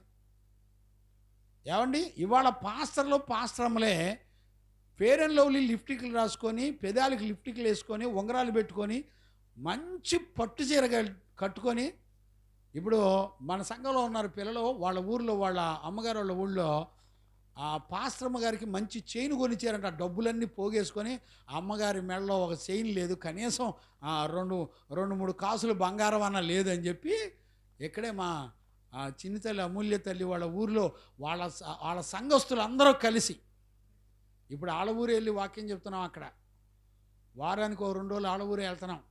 అక్కడ నిప్పు పెడుతున్నాం. ఒంగోలులో నిప్పు పెట్టాము, అది మండి ఊరు మొత్తం తగలబెట్టాలని చూస్తున్నాం. కానీ ఎంతోమంది కష్టపడి నీళ్లు పోతున్నారు, ఆరిపేస్తున్నారు. మా జాషువాని కూడా ఆరిపేశారు చల్లపరిచి. నువ్వు ఊరేక మాకరా బాబు అని ఆరిపేసినట్టుగా చప్పబడిపోయింది. మంచి పోరాడేవాడు అనుకున్నా, చప్పబడిపోయింది బండి. చూసారా? ఇప్పుడు వేరే ఊర్లో నొప్పి పెడుతున్నాం, అక్కడ కూడా మండుతుంది. దేవునికి మహిమ కలుగును గాక. నివురు గప్పిన నిప్పులాగా బయటకు ఆరిపోయినట్టు ఉంటుంది. తర్వాత మండిది. ఒకరోజు మండినప్పుడు ఊరు మొత్తానికి మెంటలు వచ్చేస్తుంది. Praise the Lord. ఇప్పుడు యేసు ప్రభు ఏమన్నాడు తెలిసిన? నేను లోకానికి అగ్ని వేయ వచ్చి తిని సమాధానపరచడానికి నేను రాలేదన్నాడు. చూసారా? ఒకళ్ళకిద్దరు వేరైపోతారు, 2-3 వేరైపోతారు. ఎందుకని? మనస్సాక్షి పాడైపోయింది. మనస్సాక్షి పాడైపోయిన వాళ్ళంతా ఏమైపోతారు? వాళ్ళు చెడేది కాక ఇతరులను కూడా చెడగొడతా ఉంటారు. అందుకని మీరు దేవుని ఆలయం అన్నారని, దేవుని ఆత్మ మీలో నివసిస్తుందని మీరు ఎరగరా? ఎవడైనను దేవుని ఆలయమును పాడు చేస్తే నేను వానిని పాడు చేయును. చూసారా? పాడు చేయటం అనే మాట వాడాడా లేదా? పౌలు వాడాడా లేదా? ఇప్పుడు చెప్పండి. అందుకనే దేవుని పిల్లలారా, మన మనస్సాక్షి బలహీనమైన మనస్సాక్షిగా ఉందా? బలము కలిగిన మనస్సాక్షిగా ఉందా? నీకు బలము కలిగిన మనస్సాక్షి కారణం ఏంటో తెలిసిన? ప్రతి దినము నీ మనస్సాక్షిని వాక్యం చేత పెంచాలి, వాక్యం చేత పోషించాలి. గమనించారా? అప్పుడు నీ మనస్సాక్షి ఏం చేస్తుంది? వాక్యానుసారంగా స్పందిస్తుంది. అదే నీ హృదయంలో వాక్యం చేత నింపబడలేదనుకోండి, లోకము మనుషుల పద్ధతుల చేత నింపబడ్డావు అనుకోండి, నీ హృదయం కూడా లోక సంబంధమైన పద్ధతుల ద్వారా ఏం కాదు, పర్లేదు, మీరు విగ్రహార్పితమైన తిను అంటది. నువ్వేం చేస్తావు? నీ మనస్సాక్షి చెప్పింది కాబట్టి తినేస్తావు. అర్థమైందా? అందుకనే ఈరోజు మనందరం కూడా మన మనస్సాక్షి వాక్యమును బట్టి బలపరచబడి నడిపించబడుతుందా, లేకపోతే వాక్యం లేకుండా మనస్సాక్షి నడిపించబడుతుందా? ఈరోజున ఉద్యోగాలను బట్టి, చదువులను బట్టి, దేవుని వాక్యాన్ని పక్కన పెట్టి, దేవుడు మనతో మాట్లాడుతున్నా కూడా, దేవుడు తన వాక్కు ద్వారా తన ప్రజలను దర్శిస్తున్నా కూడా దేవుని మందిరానికి రారండి. ఏమండి? కొంచెం వర్షం పడేటప్పుడు ఆగిపోయారండి. అదే కనుక ఉద్యోగానికి వెళ్ళమని చెప్పండి, వర్షం పడినా ఉద్యోగానికి కనుక సెలవు పెట్టి నువ్వు వెళ్ళకుండా ఆగితే జీతం కట్ చేస్తామంటే ఆగుతారండి? మా కృపారాజు అయితే గొడిగేసుకొని ఒళ్ళు మొత్తం తడిసిపోయినా, ఒకవేళ బండి కనుక జారి పడినా పోయి హాస్పిటల్కి వెళ్ళి వాళ్ళ దగ్గర కనపడతాడు. కానీ మందిరానికి రావటం మాత్రం కష్టమైపోద్ది. లైవ్లోకి వచ్చి వాక్యం వింటున్నాడు బిడ్డ. ఏం చేస్తాం? పాపం ముసలోడు కదా. పెద్ద వయసులో ఉన్నవాళ్ళేమో వర్షం వచ్చిన నడుచుకుంటూ వచ్చి మందిరానికి వచ్చారు. ఆరోగ్యం బాగోపోయినా, మా అక్షయ్ తల్లికి ఎంత జ్వరం వచ్చినా చక్కగా జయించుకుంటూ విశ్వాసం కలిగి చక్కగా మందిరానికి వచ్చింది. అంతేనమ్మా? చూసారా? మా కృపారాజు మనస్సాక్షి, అమ్మో వర్షం పడుతుంది, నువ్వు మొక్క మొలిసి కాయలు కాస్తావు, ఎల్లొద్దు తడిసిపోయి మొక్కలు మొలుస్తావని ఆగిపోయినట్టున్నాడు. చూసారా? బిడ్డలరా, ఒక తండ్రిగా నేను మిమ్మల్ని అందరినీ బతిలాడుకుంటున్నాను. మన మనస్సాక్షి బలము కలిగిందిగా ఉందా, బలహీనమైందిగా ఉందా? మనలను మనం పరీక్షించుకుందాం. అలాంటి కృప యేసయ్య మనందరికి అనుగ్రహించి నడిపించును గాక. ఆమేన్. ప్రార్థన చేసుకుందాం. మోకరించండి, ప్రార్థన చేసుకుందాం. మహాపరిశుద్ధుడైన తండ్రి, నీకు కృతజ్ఞతాస్తుతులు చెల్లిస్తున్నాను నాయన. ప్రార్థన చేద్దాం. ప్రతి ఒక్కళ్ళం ప్రార్థన చేసుకుందాం. మహాపరిశుద్ధుడైన తండ్రి, ఈరోజు నీ వాక్కును పంపి నాతో మాతో ఎంతో తేటగా మీరు మాట్లాడినందుకు స్తోత్రాలు నాయనా. ఈ 8 వారాలుగా నాయనా మంచి మనస్సాక్షిని గురించి నాయనా నీ వాక్కును పంపి నాతో మాతో మాట్లాడుతూ వచ్చినందుకు కృతజ్ఞతాస్తుతులు చెల్లిస్తున్నాను. నీ బిడ్డలు నాయనా మరి దేనిని ఆధారం చేసుకొని, దేనిని నమ్మి వారి మనస్సాక్షి నడిపించబడుతుందో మమ్మల్ని మేము పరీక్షించుకోవడానికి కృపనిచ్చినందుకు కృతజ్ఞతాస్తుతులు చెల్లిస్తూ, బలహీనమైన మనస్సాక్షి ఎలాగుంటుందో, బలమైన మనస్సాక్షి ఎలాగుంటుందో ప్రభువా, నీ వాక్యపు వెలుగులో నుంచి అపోస్తలుడైన పౌలు ద్వారా మాతో మాట్లాడుతూ వచ్చినందుకు కృతజ్ఞతాస్తుతులు చెల్లిస్తూ మమ్మల్ని మేము పరీక్షించుకోవడానికి కృపదయచేయండి. మమ్మల్ని మేము గ్రహించుకోవడానికి కృపదయచేసినందుకు స్తోత్రాలు చెల్లిస్తూ యేసయ్య నిన్ను అడిగి పొందినాము తండ్రి. ఆమేన్. ప్రార్థన ఆలకించి అడిగినవన్నీ పొందుకునే విశ్వాసం ఇచ్చి, విశ్వాసము ద్వారా జయమిచ్చిన యేసయ్యకు స్తోత్రము చేయదమో. స్తోత్రం. తండ్రి, కుమార, పరిశుద్ధాత్మదేవునికి స్తోత్రము చేయదమో. స్తోత్రం. ఆమేన్.